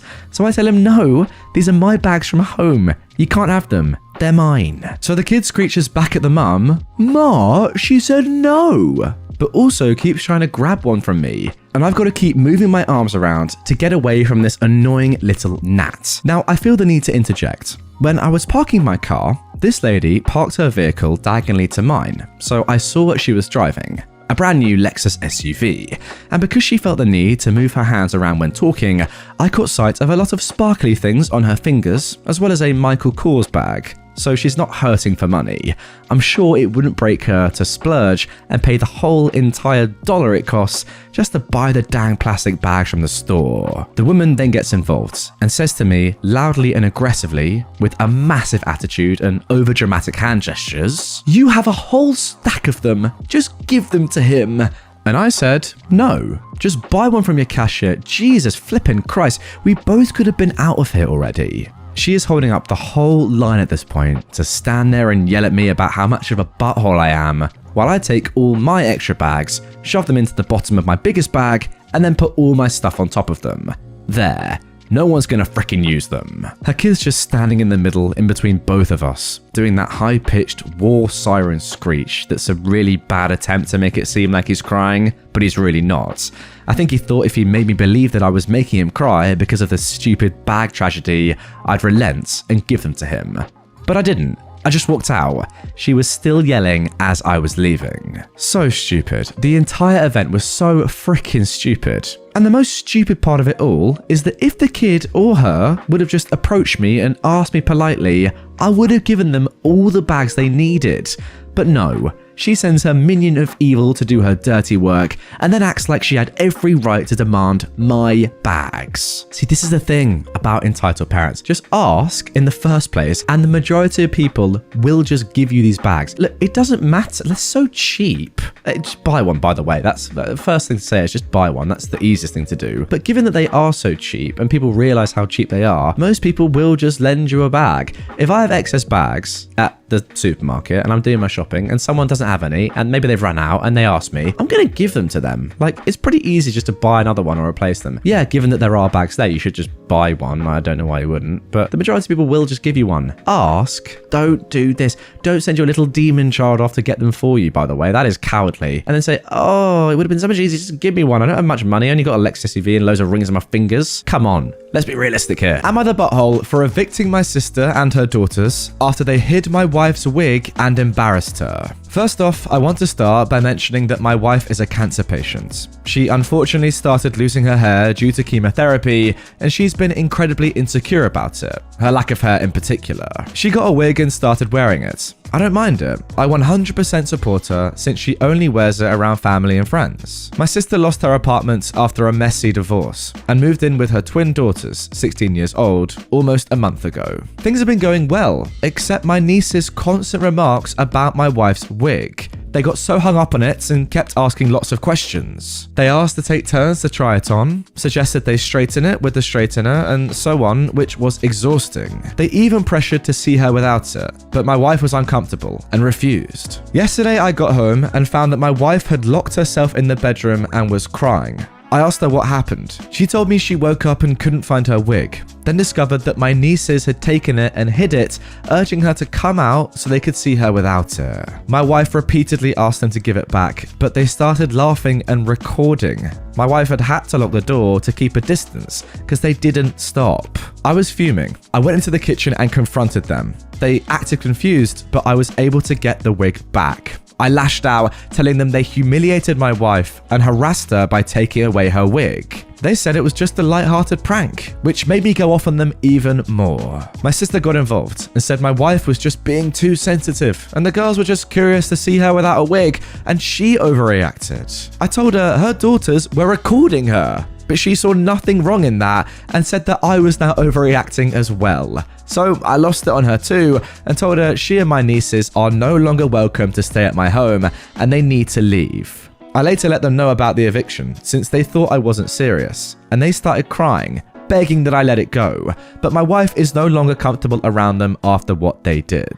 My sister called our elderly dads and he also begged that I let them stay, insisting my nieces were just acting like typical teenagers. He offered to speak to my wife, but I declined. They'd been begging that I change my mind, but I keep refusing. So, am I the butthole? No, OP, you are definitely not the butthole in my opinion. That's a pretty horrible thing that they've done. It's absolutely disgusting. Look, I get the whole like kids will be kids idea, but these guys are teenagers. They've got some common sense at this point, or at least they should have. Doing that sort of thing, embarrassing someone to that extent is actually a truly horrible thing to do. Yeah, get them gone. I'm sorry. Like genuinely guys, imagine having to be locked up in your own bedroom, in your own house because you're uncomfortable. That's a pretty horrible feeling. Sorry, just reading back through this again is actually crazy. They're recording and trying to actively humiliate your cancer-stricken wife. Get them gone. Am I the butthole for telling my sister that her husband would take her more seriously if she didn't dress like she did? My sister, Anna, married my friend Lance. He was the cool guy in our friend group. Handsome, mysterious, smart, quiet. I don't know how he ended up with my sister. She is the total opposite, loud, funny, outgoing. She is beautiful though, really beautiful. And when they got together, everyone said how good they looked. Anna seemed to be really in love with him all the time. She used to say how dreamy he was, how good he treated her, and how spoiled she felt.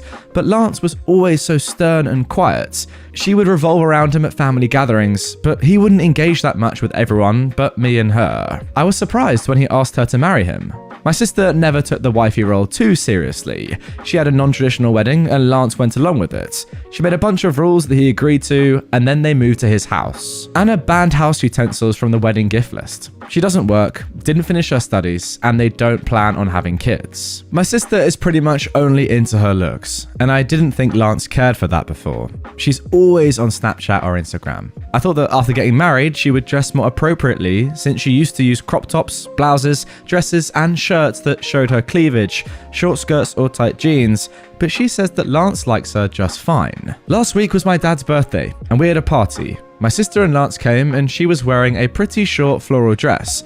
Nonetheless, most of the men were looking at her, including my dad's friends. Lance was as stoic as always, and my sister came to my mum and I saying that she didn't know why he was so quiet since he's not like that. He is like that though, like what the F? So I told her that if she didn't dress like that, he might take her more seriously. She got sad and sat quietly the rest of the night, and I didn't think much of that. But a few days ago, Lance texted me and said that he would appreciate if I didn't comment on his wife's way of dressing again. Did I miss something? Sorry guys, I'm just a little bit confused here as to why the heck OP is even getting involved in this. Like, it's so unprovoked, it's so unnecessary. It's just weird. Stay out of it. Not once in the story did I ever get any indication that anyone apart from you cared about what your sister was wearing. And from Lance's point of view, he's just being himself how he always has been, and then out of nowhere you're telling his wife how to dress. And to be honest, I'd say the same thing as him. Please don't comment on my wife's way of dressing. What? I mean, look, fair enough, your sister came to you and was upset at the way he was acting, I get that, but that's got nothing to do with the way she dresses. And even if it did, don't say that to her, it's just rude. Let's move on. Am I the butthole for uninviting my cousin, brother, uncle, and dad to my wedding over a prank? I am a 22-year-old woman, and I grew up in a family where men prank and tease each other. Ever since my fiance, Tim, and I got engaged, my cousin, brother, dad, and uncle joked about running some tests to see what type of man Tim is. They've done stuff like forcing him to play chess 4 times in a row, secretly slashing his tires to see if he'd fix it himself like a man, or get help like those lazy guys. They'd ask him questions like what joke he'd like to tell his future mother-in-law, his opinions on abortion, Jesus, gender equality, etc. They also tested his fishing and hunting skills, overwhelmed him with hypothetical scenarios to test his decision-making abilities and mental strength. They kept calling him slow and soft, even though he's got a medical condition, asthma, but they think he's making excuses. I've demanded them to stop, but Dad said this is just typical stuff men challenge each other with, and said that I was ruining the fun. Last week, they took Tim on a 3-day trip and hid his inhaler. He left them and returned in 7 hours and told me. I was seething after he said they admitted to hiding it as a challenge. I exploded on them when they returned. My cousin asked if little Timmy ran to you to tattle. I yelled that all 4 of them are uninvited to my wedding. My brother freaked out, saying it was a prank and they were going to give it back. Dad said they'll apologize if I insist, but Tim will have lost the little respect they'd gained for him, and in their eyes will always be the soft college kid who's not up for the challenge. I called him and the others awful, then I left. My cousin is begging that we talk. My uncle's been quiet, but Dad is so mad, and now he's getting Mum involved to get me to reconsider this decision, but I keep refusing to re-invite them. Mum's saying I'm exaggerating and should let bygones be bygones and not let this ruin my relationship with my family. So, am I the butthole for making it my hill to die on, or am I exaggerating? Hey man, do you want to hear a funny prank? Taking away someone's inhaler who has asthma. If that doesn't make you laugh, then I don't know what would. That's funny.com. I mean, you say prank, the word bullying comes to mind. That is what's going on here. Now, I don't have asthma, but those of you that do will know just how scary it is to not have your inhaler. And you know, who knows what could happen. That is just awful.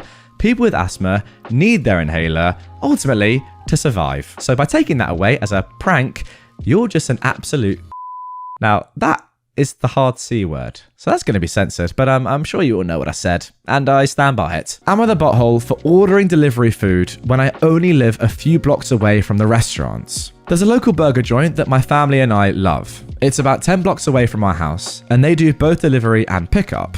I'm a full-time student and a stay-at-home mum to a toddler who's a year and a half, while my husband also works full-time. I had a big exam and a couple of lab practicals due today and was too tired to cook dinner, so I decided to order a couple of burgers and fries from the local joints. It was already dark out, really cold, and I didn't feel like trying to wrangle my kid into their snowsuits or the stroller to walk over there, as we don't have a car, so I ordered delivery on their website for an additional fee. This wasn't a delivery service like DoorDash or Uber Eats. The restaurant uses its own online platform and hires its own drivers to deliver food. I paid online and left a 20% tip. About 30 minutes later, I got a notification that the delivery driver was at my building, so I went downstairs to pick my food up.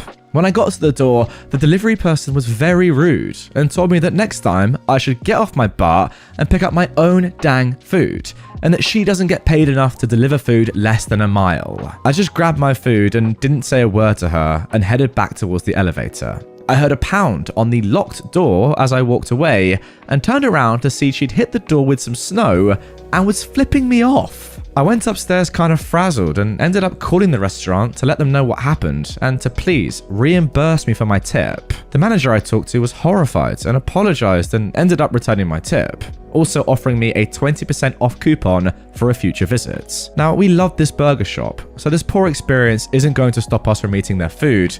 I'm just not going to get delivery from them again. So, am I the butthole for ordering delivery from a restaurant a few blocks away? Is this some kind of unwritten rule of delivery that I didn't know about? No, it definitely isn't. That is odd. Now look, I don't know how this delivery driver gets paid exactly. Let me know in the comments if you have any sort of idea, but I would just presume that they get an hourly wage, right? And it's as simple as that. It doesn't depend on how many deliveries they get done or how long they're on the bike, etc, etc. If anything, if it was dependent on how many deliveries they got done in their shifts, they'd be more happy with short deliveries like this, wouldn't they? The whole point being, I don't get why this delivery driver was unhappy at only going a short distance. Like, that's what you've signed up for. I don't really understand. I genuinely can see no way in which this disrupts them at all. Like, if they're getting paid more to do more deliveries, they love it. If they're not, which it seems like they're not, then why does it matter? Like, nothing's changed. You're still doing your job. I don't get it. I mean, look, maybe they were having an awful day, but what's really rude and absolutely inexplicable is then chucking a snowball at them and giving them the finger. I mean, that is just mental. probably needs to be sacked. That's disgraceful customer service. Good thing that the manager, respected you and gave you a coupon though. I rate that a lot. Am I the butthole for saying it's a little embarrassing that a girl's nanny puts little notes in her lunch? So, this girl, Nicole, who is 16, started going to my school after winter break. She's a little weird, to be honest. She doesn't talk a lot, and when she does talk, she's so quiet that you can barely hear her. She used to eat in her car, but one of my friends felt bad for her and invited her to eat with us. I noticed that all of her lunches had a little piece of paper and she'd read it, smile for like 2 seconds, then fold it up and put it in a pocket in her lunchbox. Sometimes she'd take it out and read it a couple of times during lunch. I eventually asked her what it was, and she said that she has a nanny and she writes her notes every day.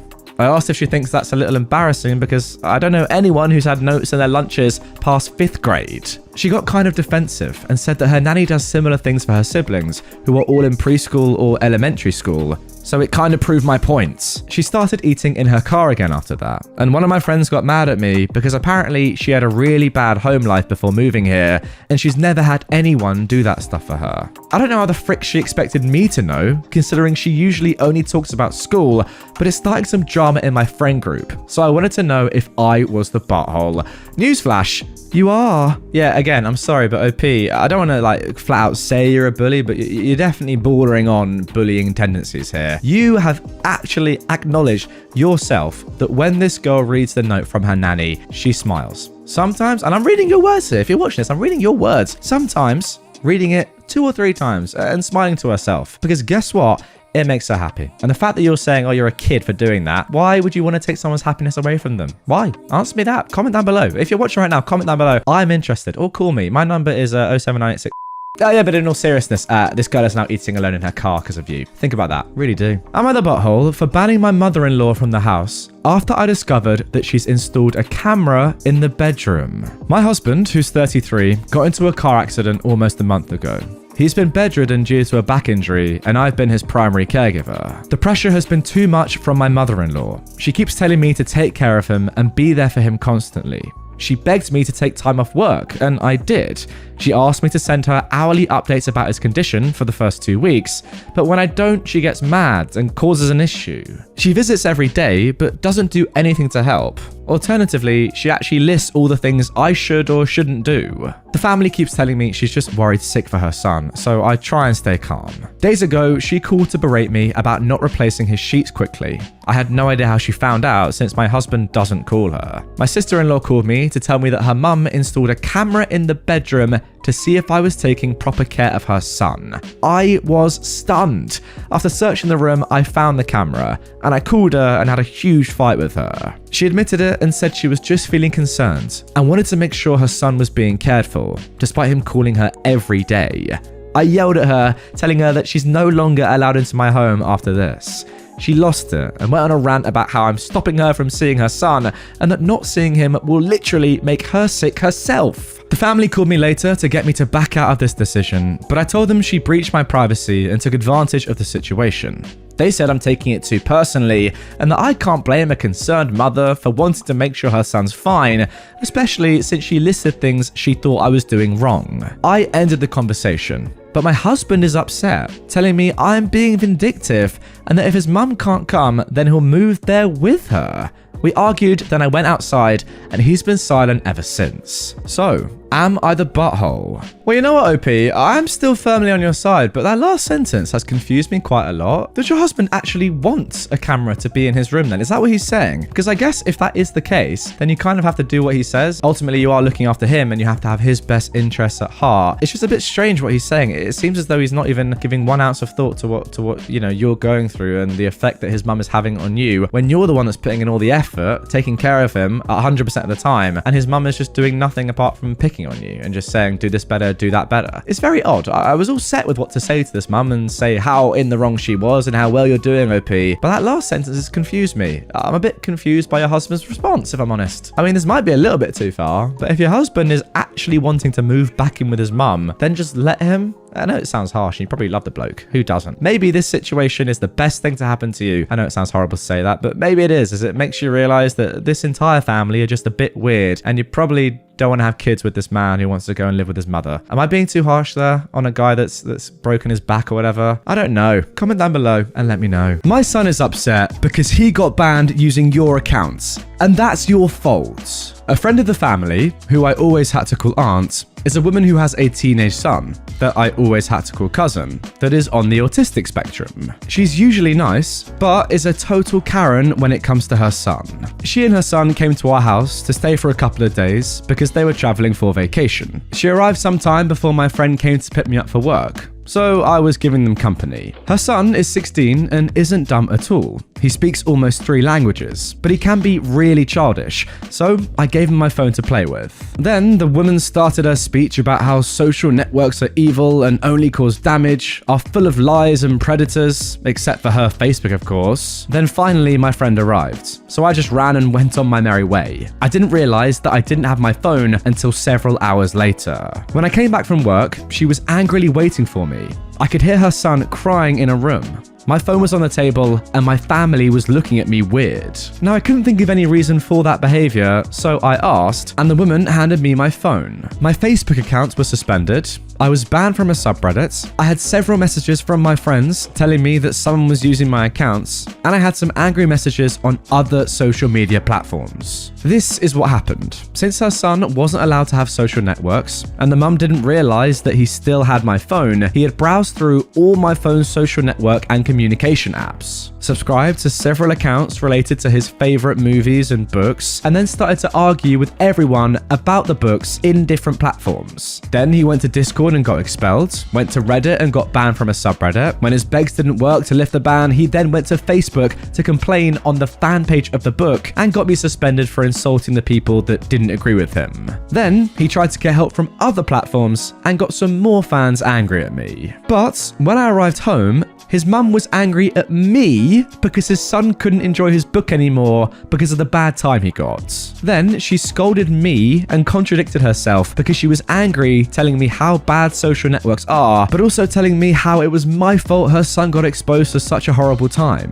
I explained to her that he got me banned, not himself, and that he could just make his own accounts, but she didn't want that. She wanted him to get unbanned because it made him feel unwelcome, and he couldn't have his own accounts because social networks are evil, but he could use mine. My family was understanding, but since the kid was feeling bad, I just sighed and tried.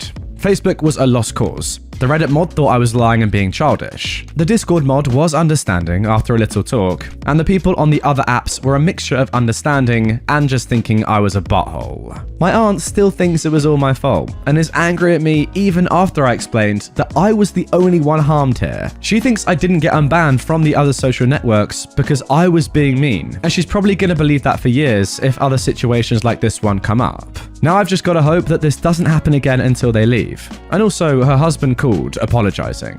Look, I can understand her desire to protect her son, but I can't control the internet's response. Well, there you go, guys. It makes a lot of sense to me. Your own kid getting someone else's Reddit, Discord, Facebook, whatever other social media's account banned, yet no, it's not your kid's fault, it's their fault. Oh, peaceful. It makes a lot of sense to me. It really does. It's actually ridiculous that she blames you for all of that, yet still doesn't let her own son make his own accounts or give him her phone for him to try, you know. It's weird. Like, you've done a nice thing there by giving him your phone, yet no, it's your fault. Makes a lot of sense, woman. Now, before we get into today's second post, I need to tell you about Roman, the sponsor of today's video.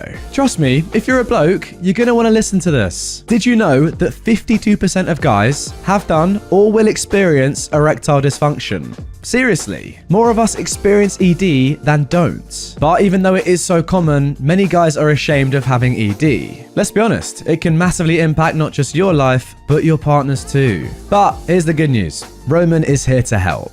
Roman is a digital health clinic for men which utilizes US licensed medical professionals to provide effective FDA-approved treatments for ED. The best part about it is the convenience. It all happens from the comfort of your own home. The process is very simple. First, go to getroman.com/Redditor. You'll then receive your diagnosis, and next, your medication will be delivered right to your door in discreet, unmarked packaging. If you use my link, your initial online visit and/or follow-ups will be absolutely free. You'll get free 2-day shipping on any medication prescribed, and you'll get $15 off your first month of treatments. Oh, and Roman also deals with premature ejaculation, hair loss, and many more concerns for men. Whatever you need, they've got you covered. So to get started, head to getroman.com/Redditor and jumpstart 2022 by taking care of your sexual health. Alright then, now getting back into the stories. Entitled mum doesn't think she needs to parent her child because he has autism.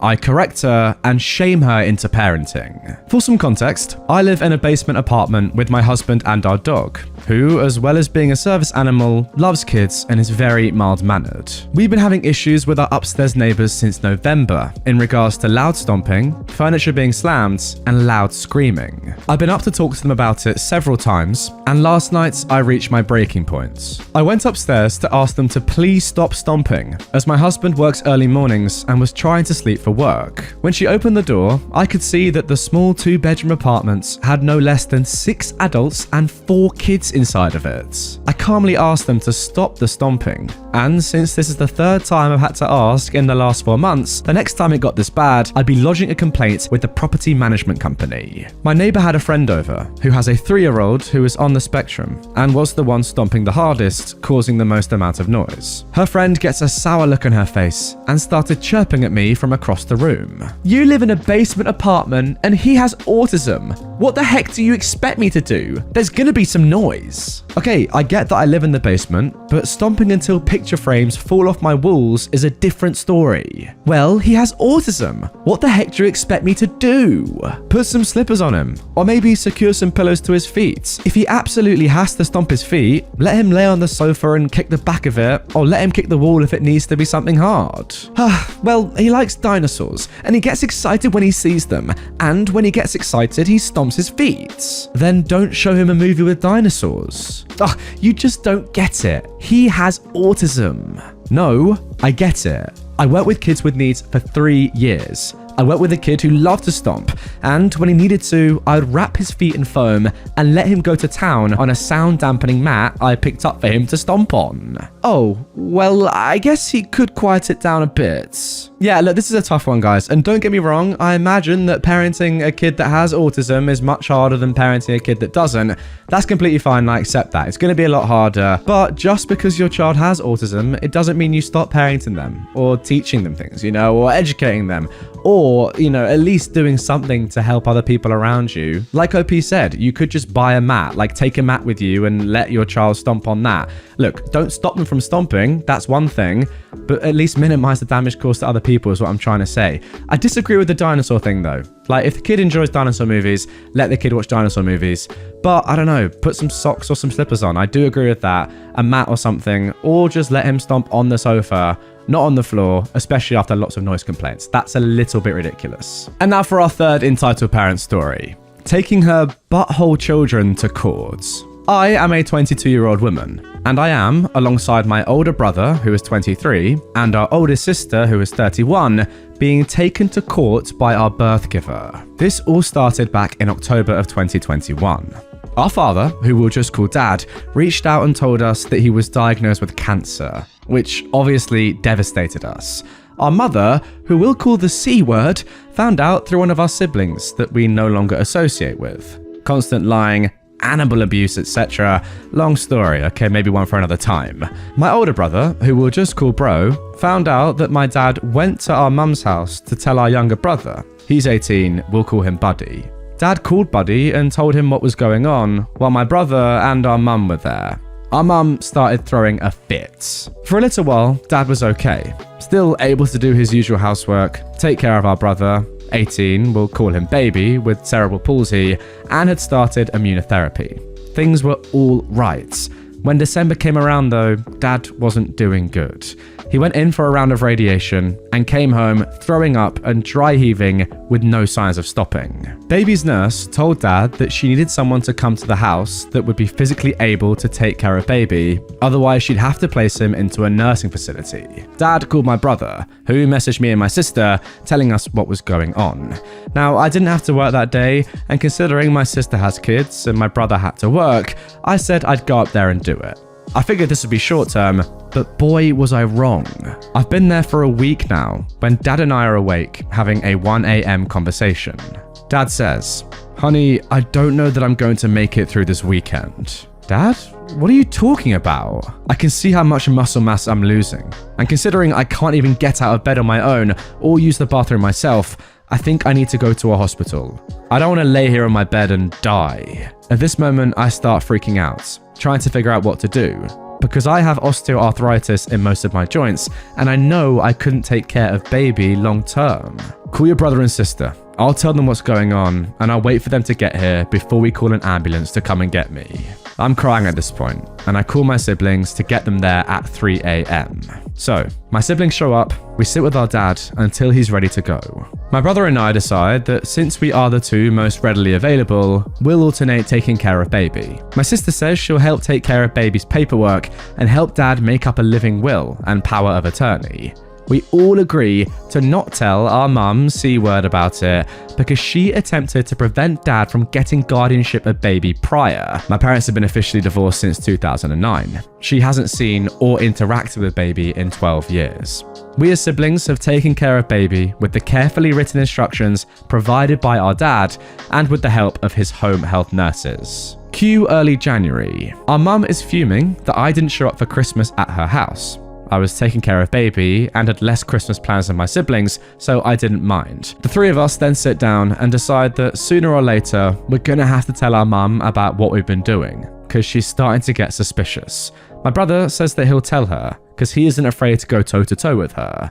My sister and I both tell him to call us when he tells her, so we can all talk about it together. So, my brother goes over to her house at 3 a.m. and tells her everything alone. Cue the narcissistic behavior. Our mum sends a message in a Facebook group chat to me, my boyfriend, my brother, my brother's fiance, my sister, and my sister's husband. She tells all of us that we're so deceitful and she never raised us to be such terrible people, as well as, "I'm baby's mum, and I can't believe you've made decisions for my child without consulting me." My sister steps in at this point and tells her that not only has she not made a decision for baby in years, but we were raised to step up and take care of our family when in need. My sister proceeded to call out all of her abusive behavior in regards to not only the three of us, but also Buddy and her 2 kids. My mum basically said that none of it happened that way and brought up her 3 strokes that she had 6 years ago. She started pitching some nonsense about how her family and my stepfather failed her when the 14-year-old, me at that time, had taken on the workload of an adult. I've raised my younger siblings, minus baby, since I was a child. When the strokes happened, I ended up having to raise and take care of her too. She kept saying that baby is her kid, and she's so upset that we'd go behind her back and not consult her because she knows more than us about him. She ended up blocking most of us, then proceeded to make another Facebook group with my boyfriend, my brother's fiance, my sister's husband, and a bunch of family members, telling them to support her kids but don't get involved, and that it's time for dad to pay for everything he's done the last 24 years. She then proceeded to turn off all service to my brother and Buddy's phones. We're on a family plan, while Buddy was at wrestling practice at school. She turned her anger onto Buddy and was telling him he's an adult, and if he doesn't do things her way, then he's in trouble. Going as far as telling him that he can rent the laundry room to use to wash his own laundry if he forgets his clothes in the dryer, and sending him text pages of chores for him to have done by the time she got home. And he told her that he'd do it when he got home from wrestling practice. She got home at 1 a.m. and yelled at him until 4 a.m. And then he got up for school 2 hours later. She harassed him throughout the school day, and when he got home, told him he had until 11 p.m. to get his stuff and get out of her house. My sister went and picked him up. He got anything he needed and wanted, and he now lives with me and my sister. Our mum then went into the family group chat and basically told the family we put her in a corner, so she attacked back, casually leaving out the part where she was texting my brother's fiance, telling her that we are the buttholes. She put in for an emergency hearing for baby to the court, saying that he's been without medicine and care, even though we not only have refilled his medicine when needed, we've set up his new doctors as well. Dad's lawyer says that she has no legs to stand on, especially since she hasn't had contact with him in 12 years. And our mum even admitted that in one of our texts to us, which was of course submitted as evidence against her. So now the three of us have to appear in court against her. I'll update you guys when that happens. Well then, bit of a roller coaster of a story, lots to unpack. I think the main takeaway is your mum, who you don't even call mum at this point, just the C word, is a lunatic. I don't really understand her motives. She just seems pretty crazy, and I think it's okay just to leave my summary at that, really. Like, listen, I could go through everything that she did, but none of it makes any sense. I don't even know why she's getting involved in the first place. I see several restraining orders coming her way in future, and it's a good thing that she's not really involved in your lives anymore.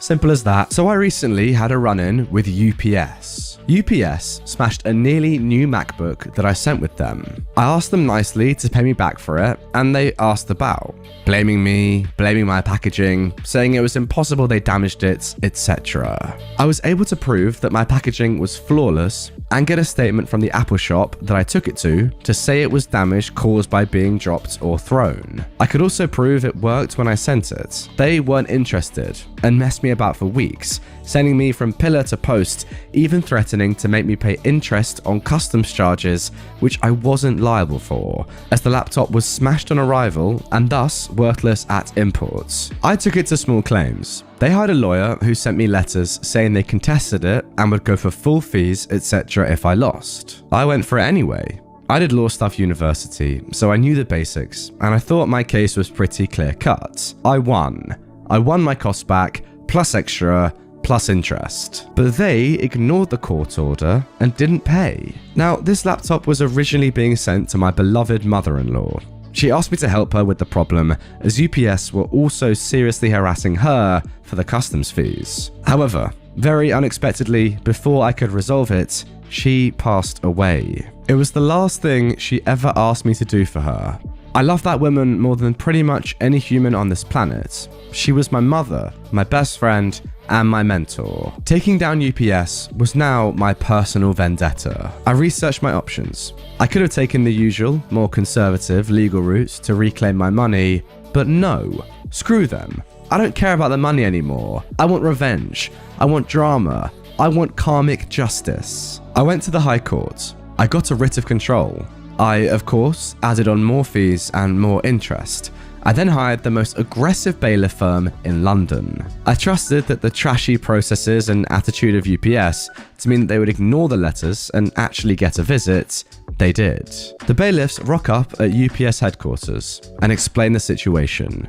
UPS refused to pay, so the bailiffs start listing goods. Security try and make them leave. The office manager tries to bully them out, but obviously no poops are given by the bailiffs and they crack on with their jobs. I wasn't allowed the body cam footage, but they did send me a detailed report. The final conclusion is copied below. Calls were then made to the accounts manager, who arrived in a hurry. As no payment was forthcoming from them, the agent again explained the removal process and cost involved, and called the office for approval to begin removals. The agent began to seize assets. The finance director then arrived on the scene. He was not at all happy about the attendance, but ultimately agreed to pay a voluntary payment in full from his personal accounts in order to stop the removal. Look, I know it's a drop in the ocean to UPS, but I got more than double what I originally asked for to replace the laptop.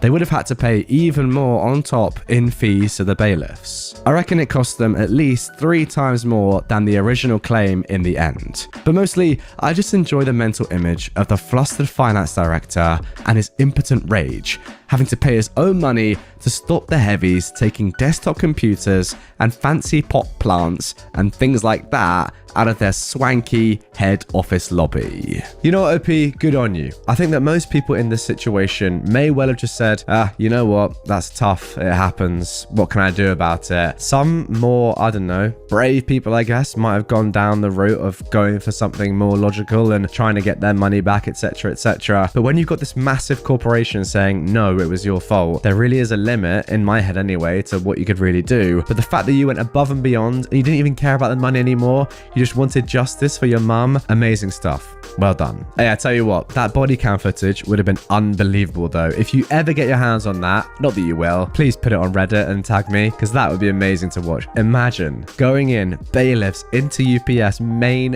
HQ and be like, you know, we're doing this properly. We're taking you guys' stuff. You owe us money. Incredible. Good job. Stealing my girlfriend's Wi-Fi strained or ended their relationship. Some backstory. After my girlfriend moved to her new apartment, closer to both her sister and myself, she obviously wanted internet. Although she isn't fully tech savvy, she does know her basics, and thus explicitly asked the provider if she should be worried about admin kind of Wi-Fi protection. She was assured that it was all fully safe out of the box. No admin. In fact, just press a button to connect her laptop and her Wi-Fi network will be fully secured.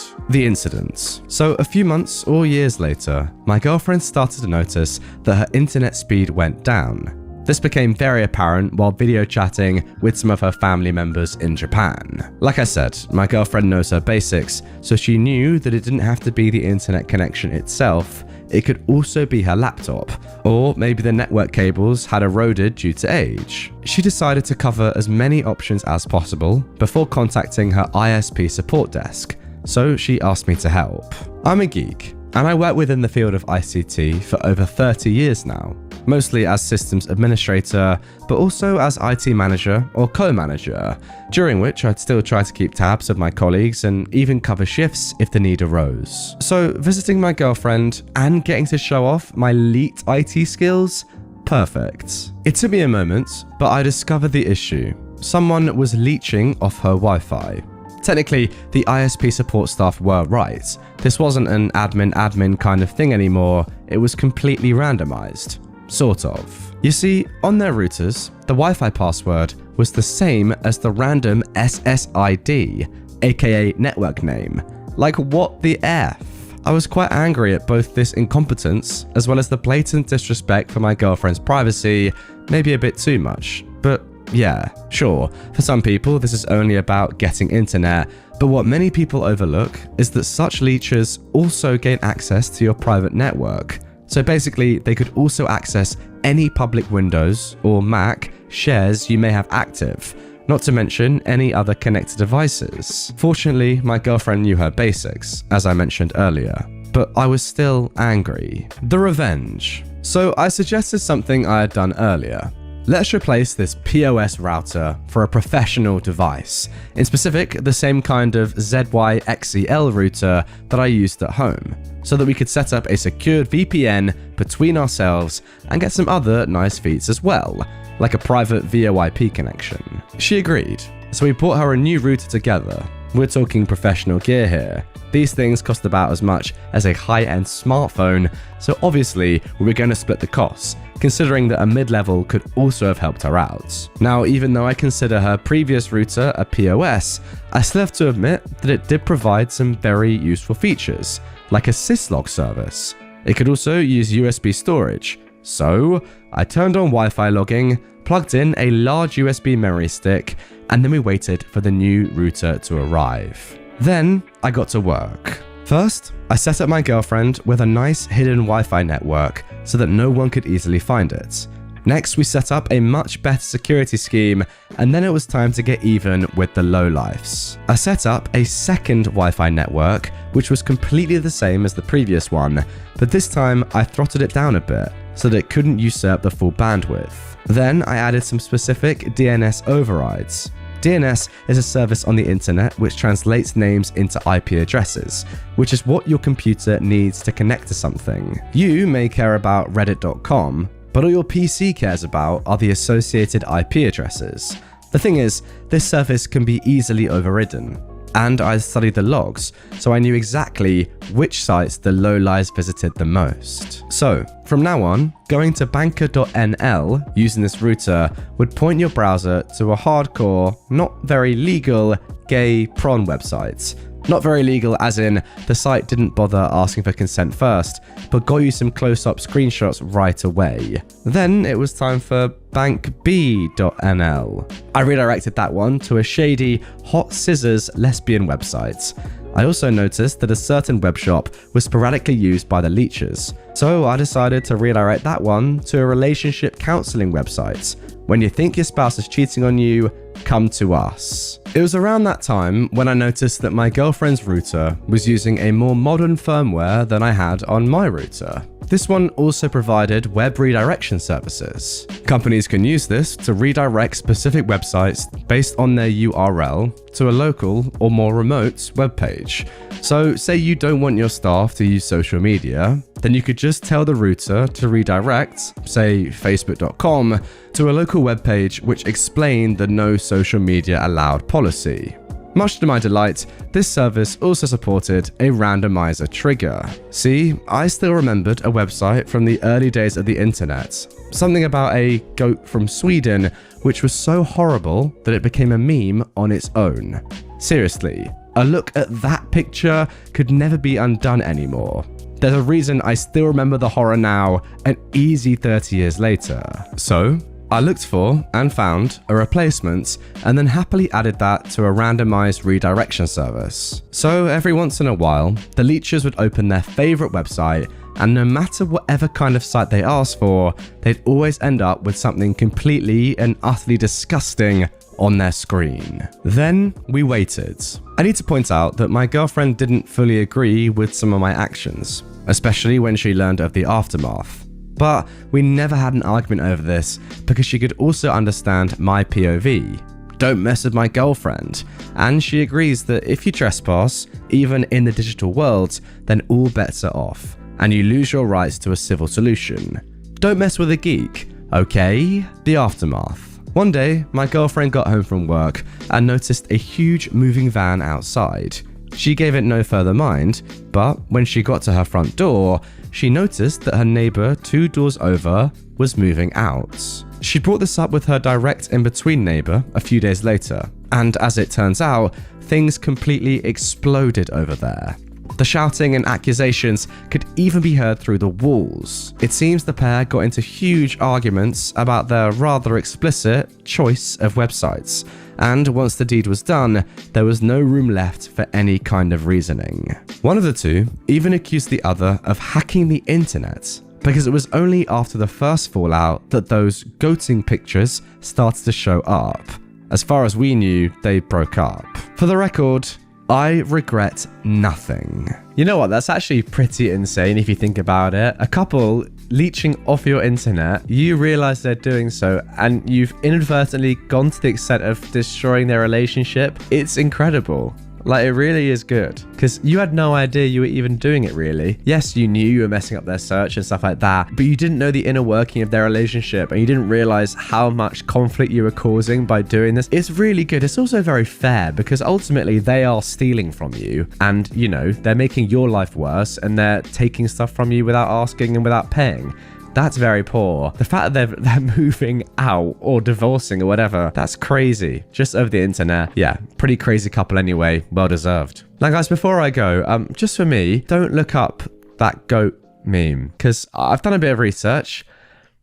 Seriously, don't look it up. If you know, you know. It's mental. I love you, buds, but I'm cutting your throats. I am a millwright who specializes in rebuilding natural gas turbines. I run with a very top caliber crew where everyone has a role to fill. My role is overseeing anything that's lifted with a crane. My technical title is rigger. If a load falls, it's my fault. If someone gets hurt while I'm in control of a lift, it's my fault.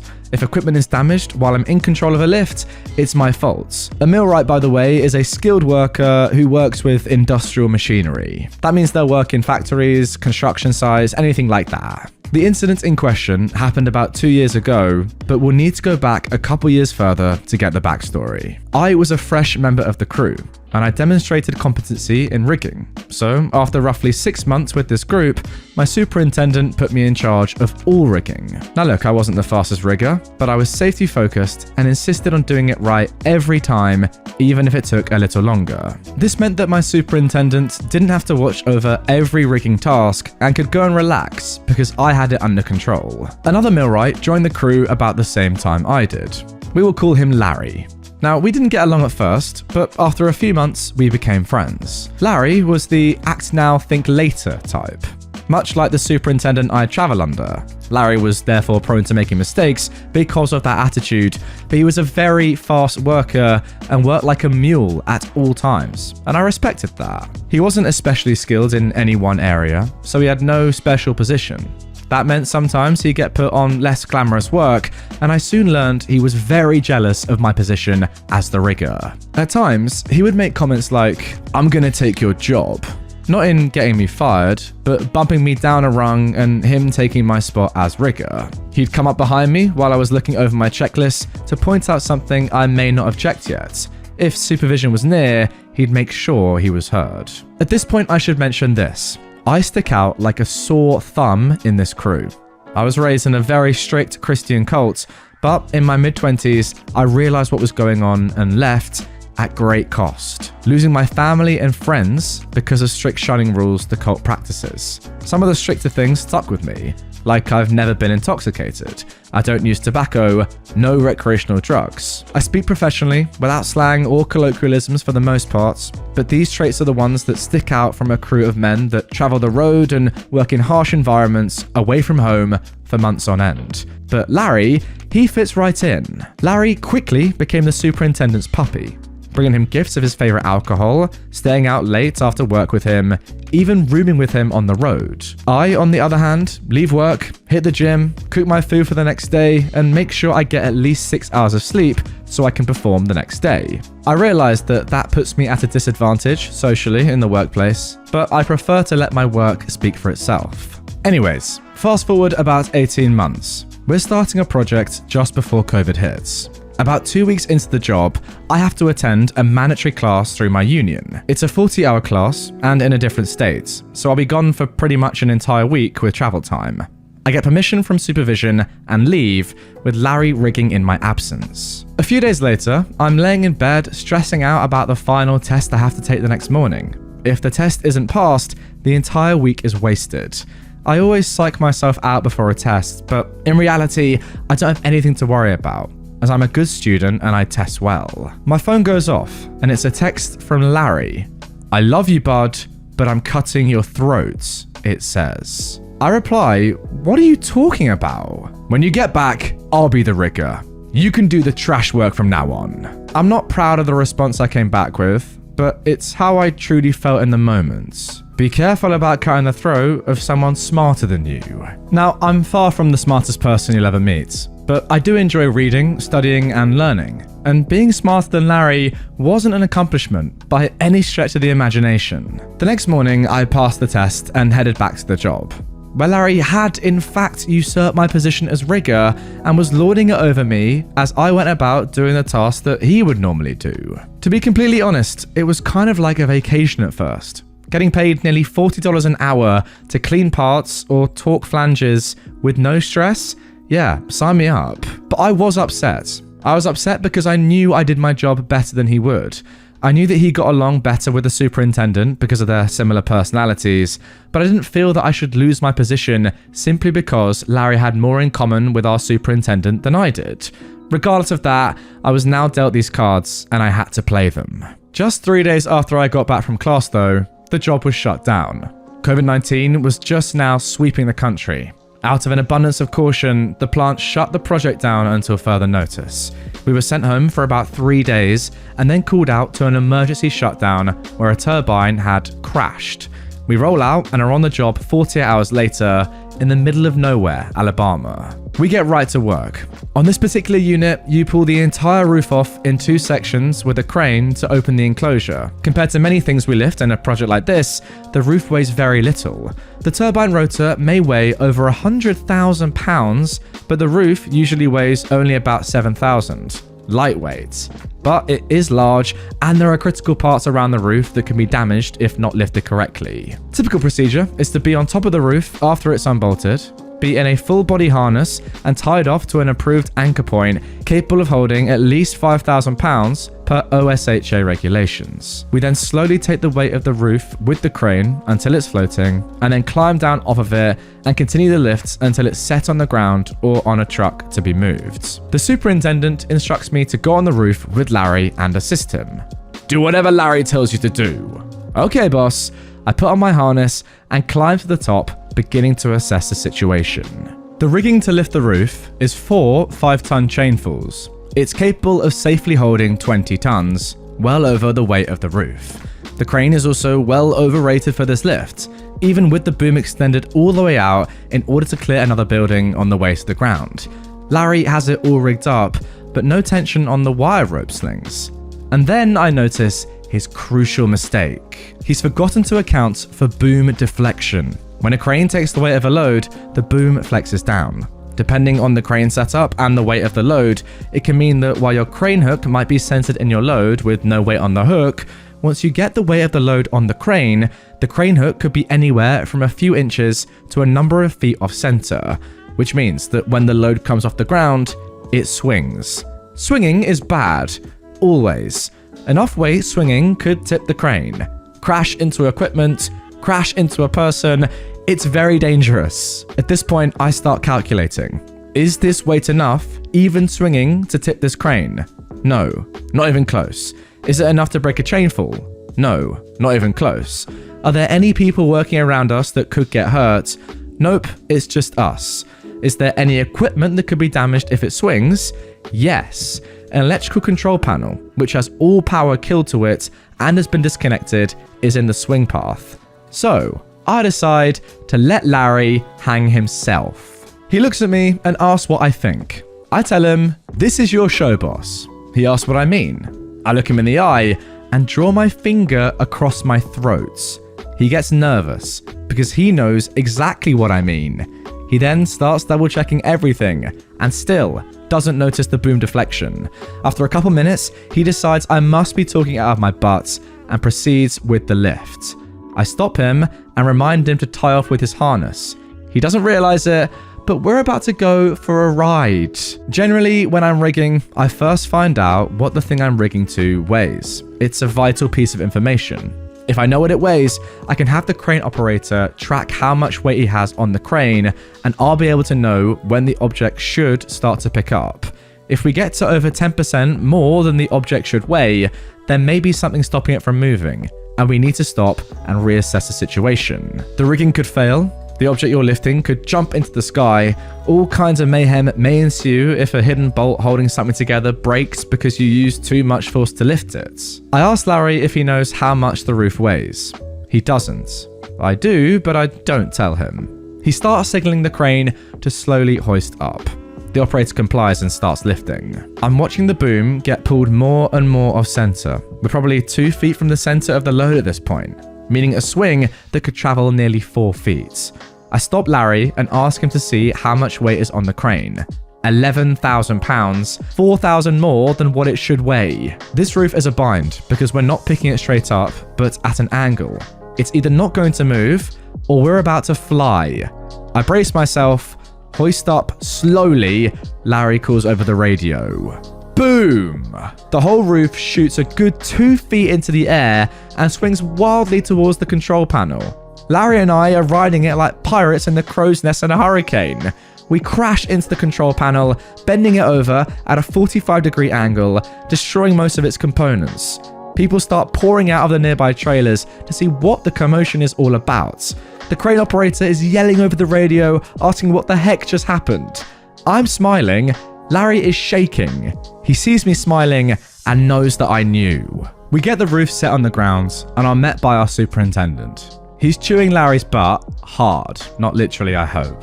He gets to me and asks why I let it happen. And I just say, I just did what Larry told me to do.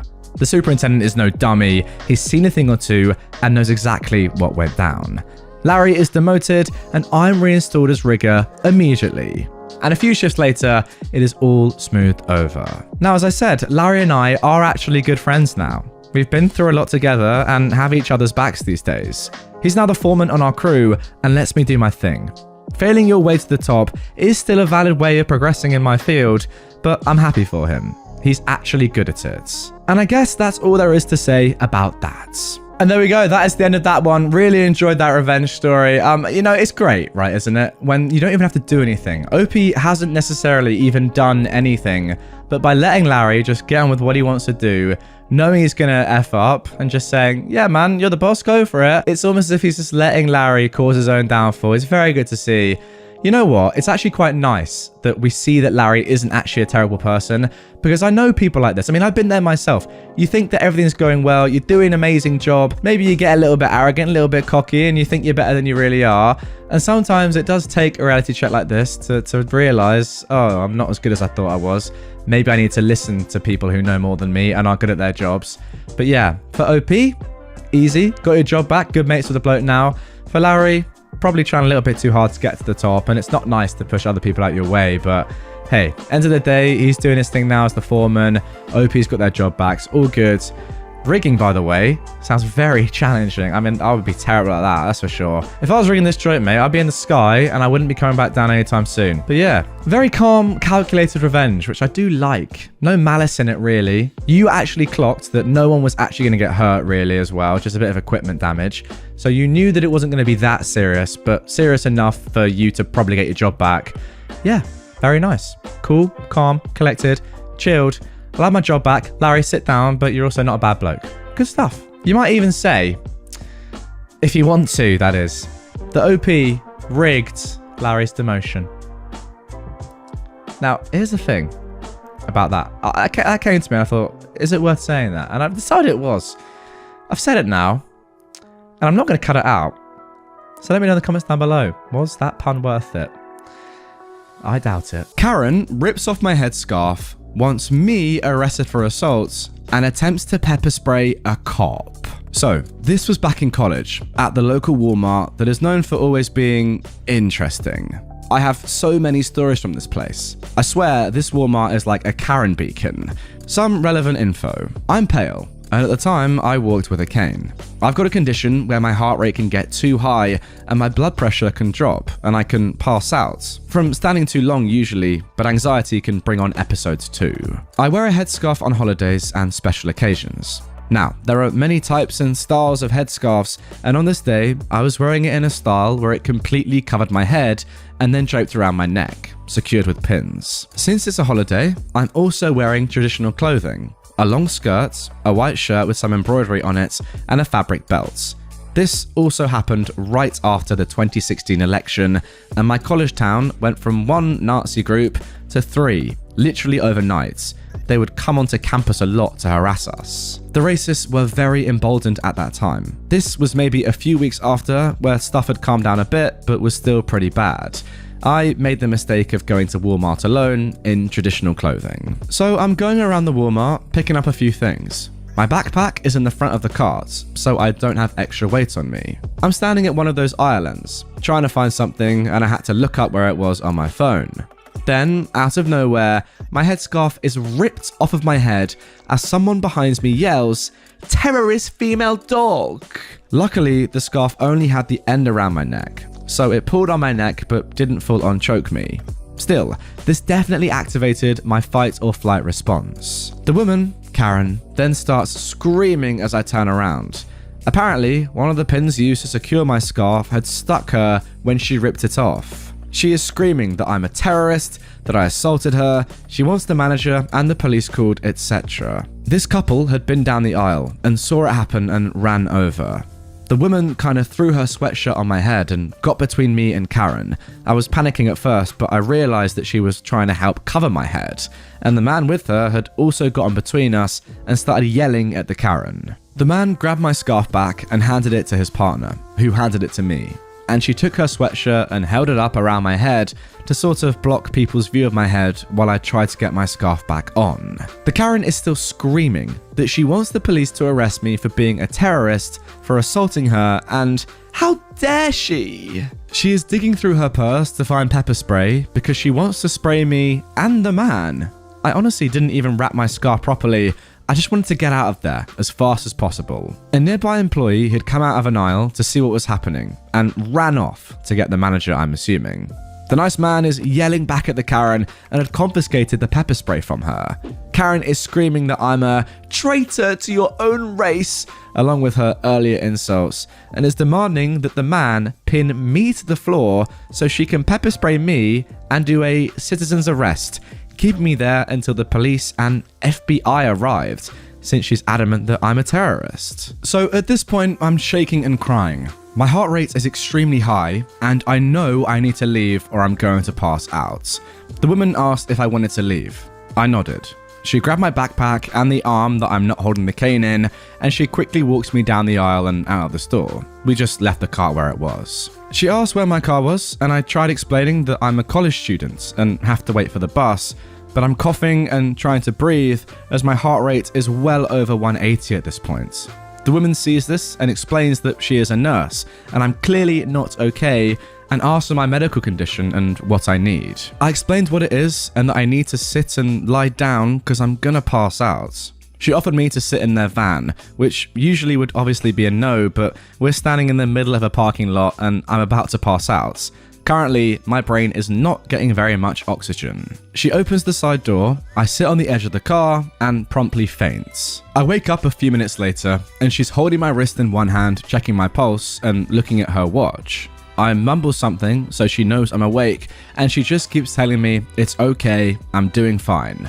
Now, after I recover a bit, I sit up and realize her partner is standing outside the car. I think trying to give me privacy. I ask for the Gatorade from my backpack and sip on that. It helps with the fainting, while he explains what was going down. He says that the manager showed up with store security and he explained, over Karen screaming, what had happened, handed her pepper spray to the security guy, and the police were called. I look over and sure enough, there's cop cars pulled to the front of the store. The nice man asked if I'd been hurt and if I wanted to talk to the police. Honestly though, I'm scared of cops and just want to go home. So, I declined to talk or press charges. The man went back inside to talk to the police a bit more, and I tried to fix my scarf a little better. I'd lost a few of those pins through all of this, which was kind of annoying, so I couldn't wrap it how it was earlier. The nice woman told me that my heart rate had been at around 200 when I passed out. Now, luckily it had come down again quickly, because she had considered calling an ambulance. She lets me know that her partner is texting her and reads out to me what is going down back in the store. As it turns out, I didn't need to press charges. Karen was so infuriated that the nice man would help her terrorist female dog to get away that she got a bit aggressive. She was yelling at the manager, security, and the police officers when the man came back in. When she saw him, she ripped out her pepper spray. Apparently, they were dumb enough to give it back to her, and started screaming at the nice man. The cop, as a result, grabbed her arm to stop her, and then she tried to pepper spray him. She then, of course, got taken down and cuffed. The nice woman is positively gleeful as she tells me about the Karen getting tackled. Apparently, then Karen started screaming about suing the cops, getting the FBI involved, the classic Karen stuff. Now, I didn't get to see her getting taken off to jail, sadly. My boss pulled up and the woman helped me over to it. Since then, though, I refuse to go by myself to any store if I'm wearing a headscarf, even though I live in a different area now. Look, I'll be honest, guys, normally, commenting after a story, I try and make a couple jokes, say something funny. In this, I can't really, can I? I'm just so sorry that this happened to you, OP, and that now you don't even feel safe expressing your own religious identity. Like, how sad is that? What can I say? Like, I want to, I want to make a joke. Don't want to take it too seriously, but come on. If there are like racist people out there doing this sort of stuff, making people like OP feel extremely uncomfortable to the extent that now OP is not even going to go by themselves to any store if they're wearing religious clothing, or not even a headscarf's not even religious necessarily. It doesn't have to be, but something that can be perceived as religious. So sad. What a shame. How do we fix it? I don't know. Shoot all racist people? Yeah, let's do it. And now moving on to our second entitled people story. So I just got invited to a bachelorette party and I'm expected to make a donation even if I don't attend. Hi, my name is Ali, Camilla's wedding coordinator. I would like to make you aware of the bachelorette party details. This is the date and it's going to be in Las Vegas. Will you be in attendance? Please keep in mind, if you do not attend, a donation towards Camilla's expense would still be required. Please respond with a thumbs up or thumbs down at your earliest convenience. Thank you in advance. So, I got that text message earlier today. A few things to note. 1, I've got no idea who Ali is. 2, I've got no idea who Camilla is. 3, I'm a guy. And 4, I can't afford to make a trip to Vegas. So obviously I'm not going to be attending the bachelorette party, though I wouldn't mind hanging around with a bunch of hopefully attractive women acting wild. That said, I'm required to still donate towards Camilla's expense, even if I don't attend? Huh? Even if I knew her, to say I'd be required to donate is a lot of things, including presumptuous, rude, unprofessional, tacky, etc., all of which I responded back with to let this wedding coordinator know. Ali then had the gall to tell me that I've got too much time on my hands, despite the fact that it took me a few hours to respond. If anyone knows who this Camilla girl is, 1, don't respond here since I didn't change her name. I don't know who she is and there isn't enough info to identify who she really is, so let's keep it that way. And 2, let her know that she has an unprofessional and entitled person for a wedding coordinator. She's going to alienate some of Camilla's friends from her, and she needs to nip that behavior in the bud.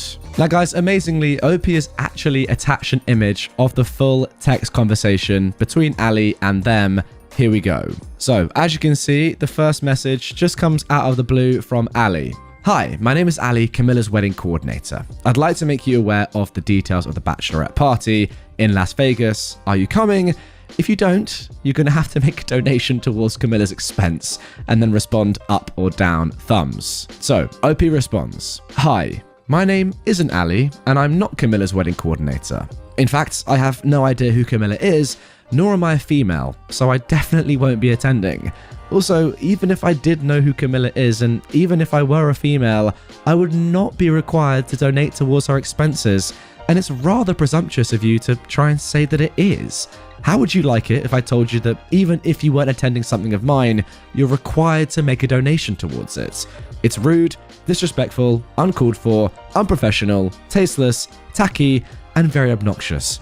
I certainly hope those who know Camilla tell her of your uncalled for requiring of donations so that she can fire your unprofessional butt and get someone who actually knows how to act appropriately. Alright, a little fierce response, but hey, seems pretty justified.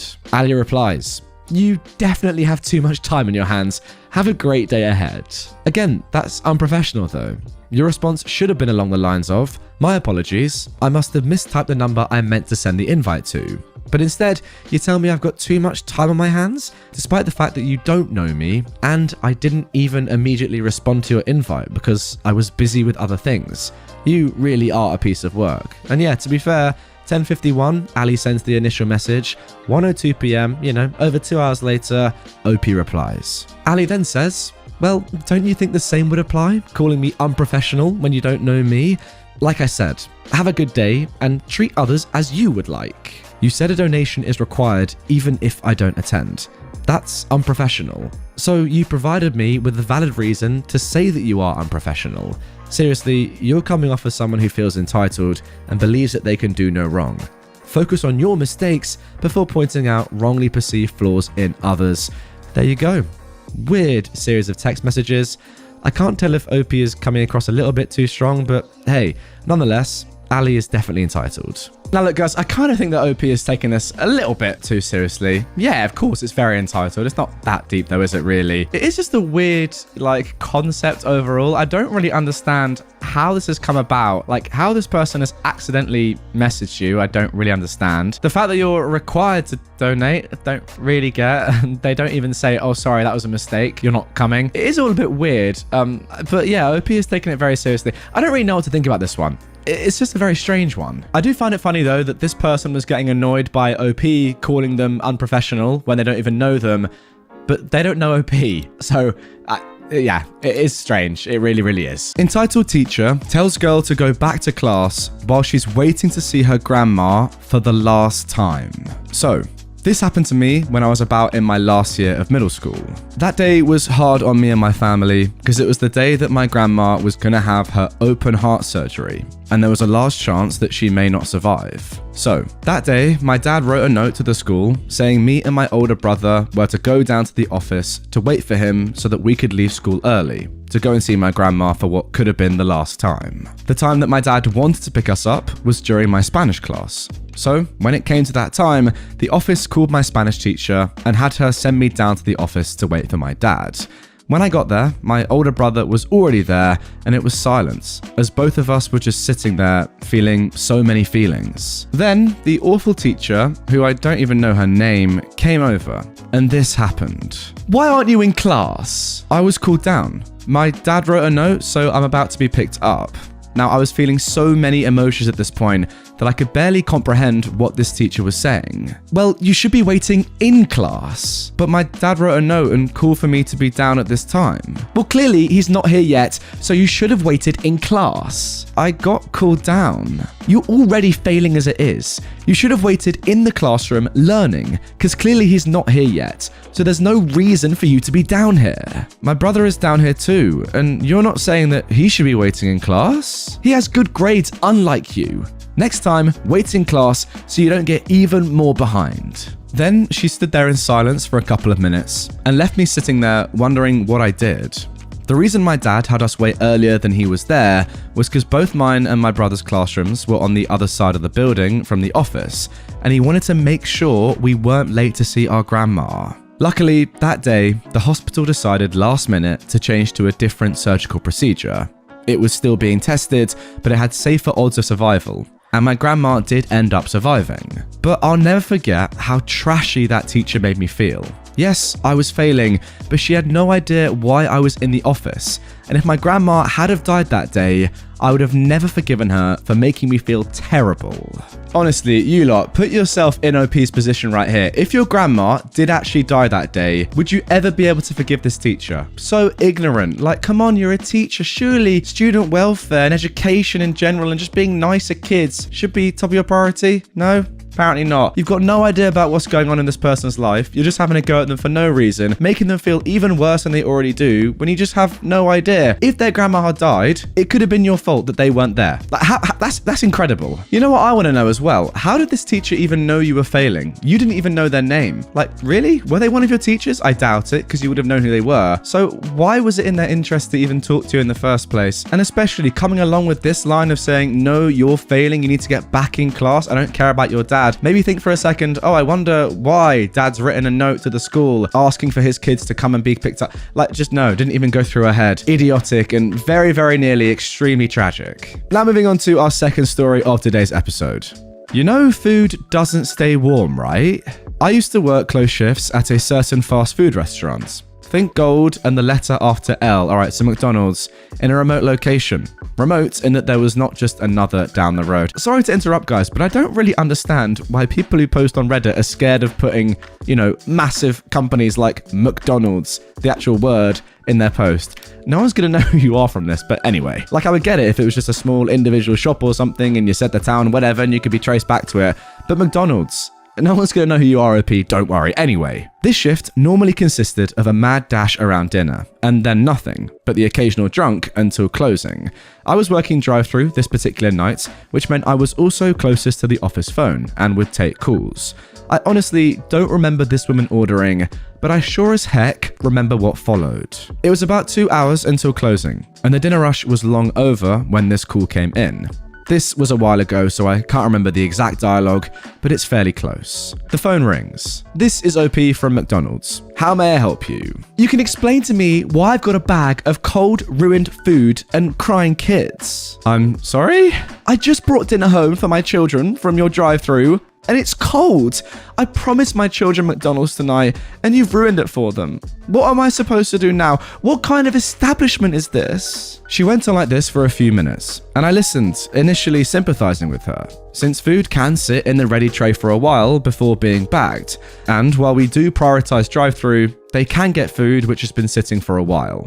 I figured I'd let her vent and then give the standard response. Finally, she stopped for breath and I said, "I'm very sorry about that. If we're particularly busy, then the food can get cold while we sort other orders. If you wanted to come in, then we can replace the food free of charge." First of all, I was in and out of drive-thru in a few minutes, so the ruined food is on you. Second, I cannot come in and get more. I live 45 minutes from town. My sympathy evaporated.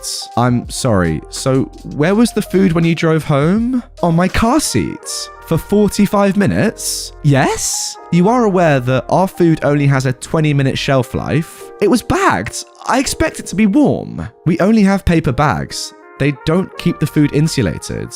"I don't care. I expect hot food and a higher quality of service. I want a refund and..." I hung up. Now, I wish I could say that she was at our door screaming 45 minutes later, but nothing else came of it. My manager told me not to worry, and we had a good laugh about it. I've got other stories from my time there, but that was my only customer whose entitlement extended to the laws of thermodynamics.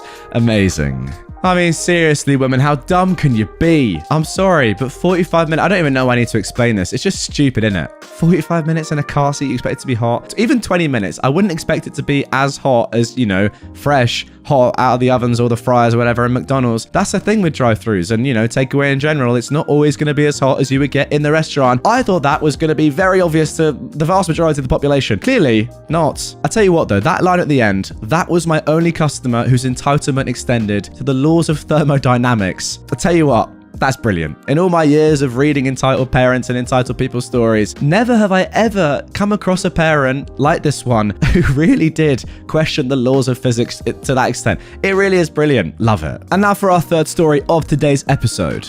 Yelled at for taking a shower and told that we need to communicate better. Okay, so this literally happened yesterday. My boyfriend and I share a single small bedroom with our little fluffy ball cat and have 2 roommates who each have their own room. These 2 are dating, by the way.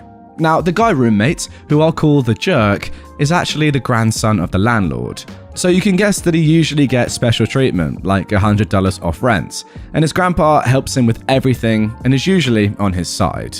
Now, our landlord isn't a crazy, mean person. He's actually the kindest man I've ever met, aside from my boyfriend. But he doesn't like to confront his grandson, and usually tells him to not do that.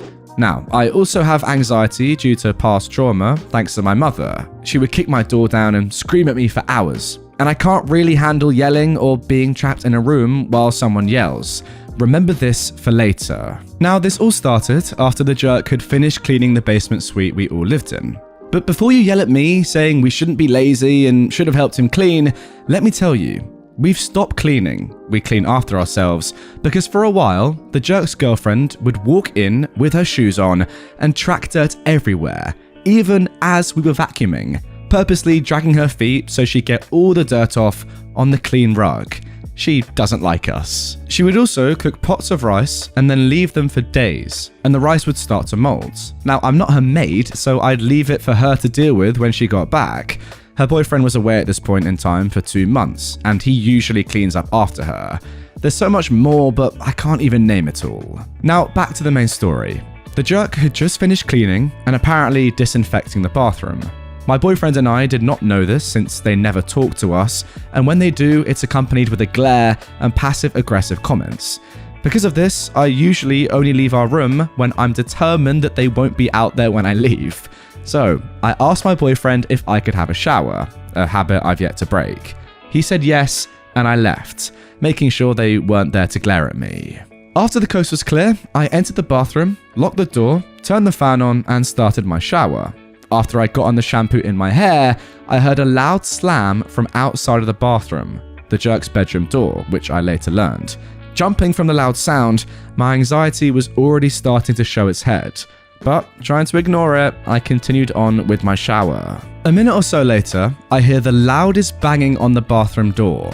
Calling out, yes, and getting no response, I shrugged again and was about to wash my hair when another loud bang on the door started. Knowing I can't ignore it anymore, I quickly rinsed the shampoo out and exited the shower after turning it off, wrapping a towel around my very naked body opening the door. Once I opened the door, the jerk, who'd been sitting just a few feet away, jumped up and proceeded to yell at me about how it was extremely rude that I would take a shower after he cleaned the bathroom. I was supposed to have a shower. I was just waiting for my towels to dry. I cleaned the bathroom for me.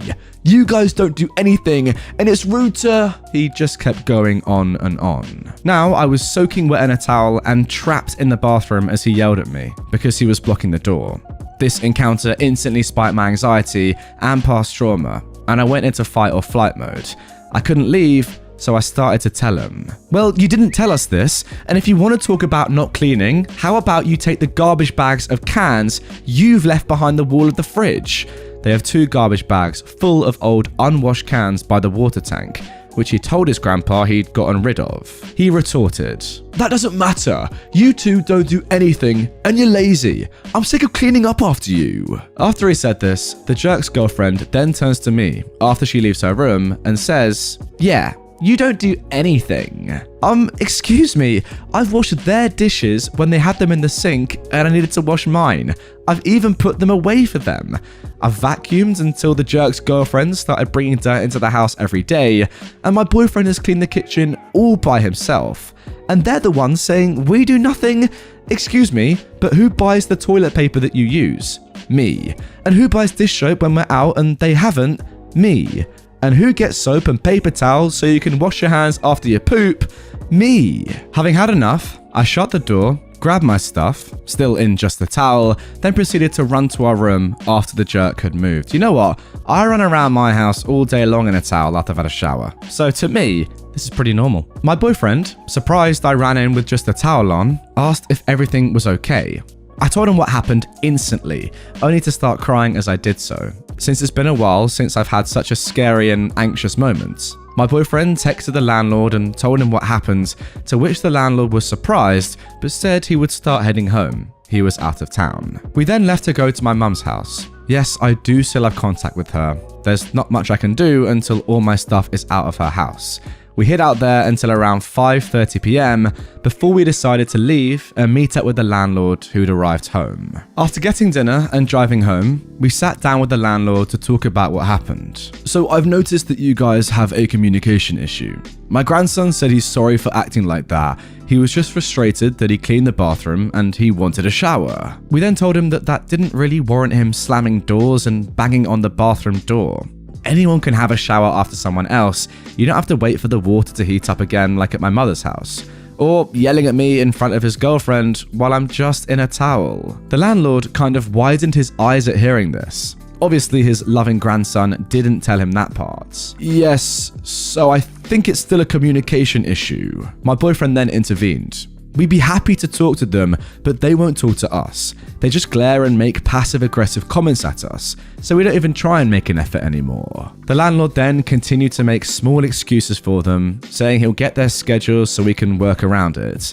Knowing we aren't going to get anywhere, we thank him and head downstairs, disappointed and upset with the whole situation. We're currently looking for a new place, because we honestly can't take it anymore.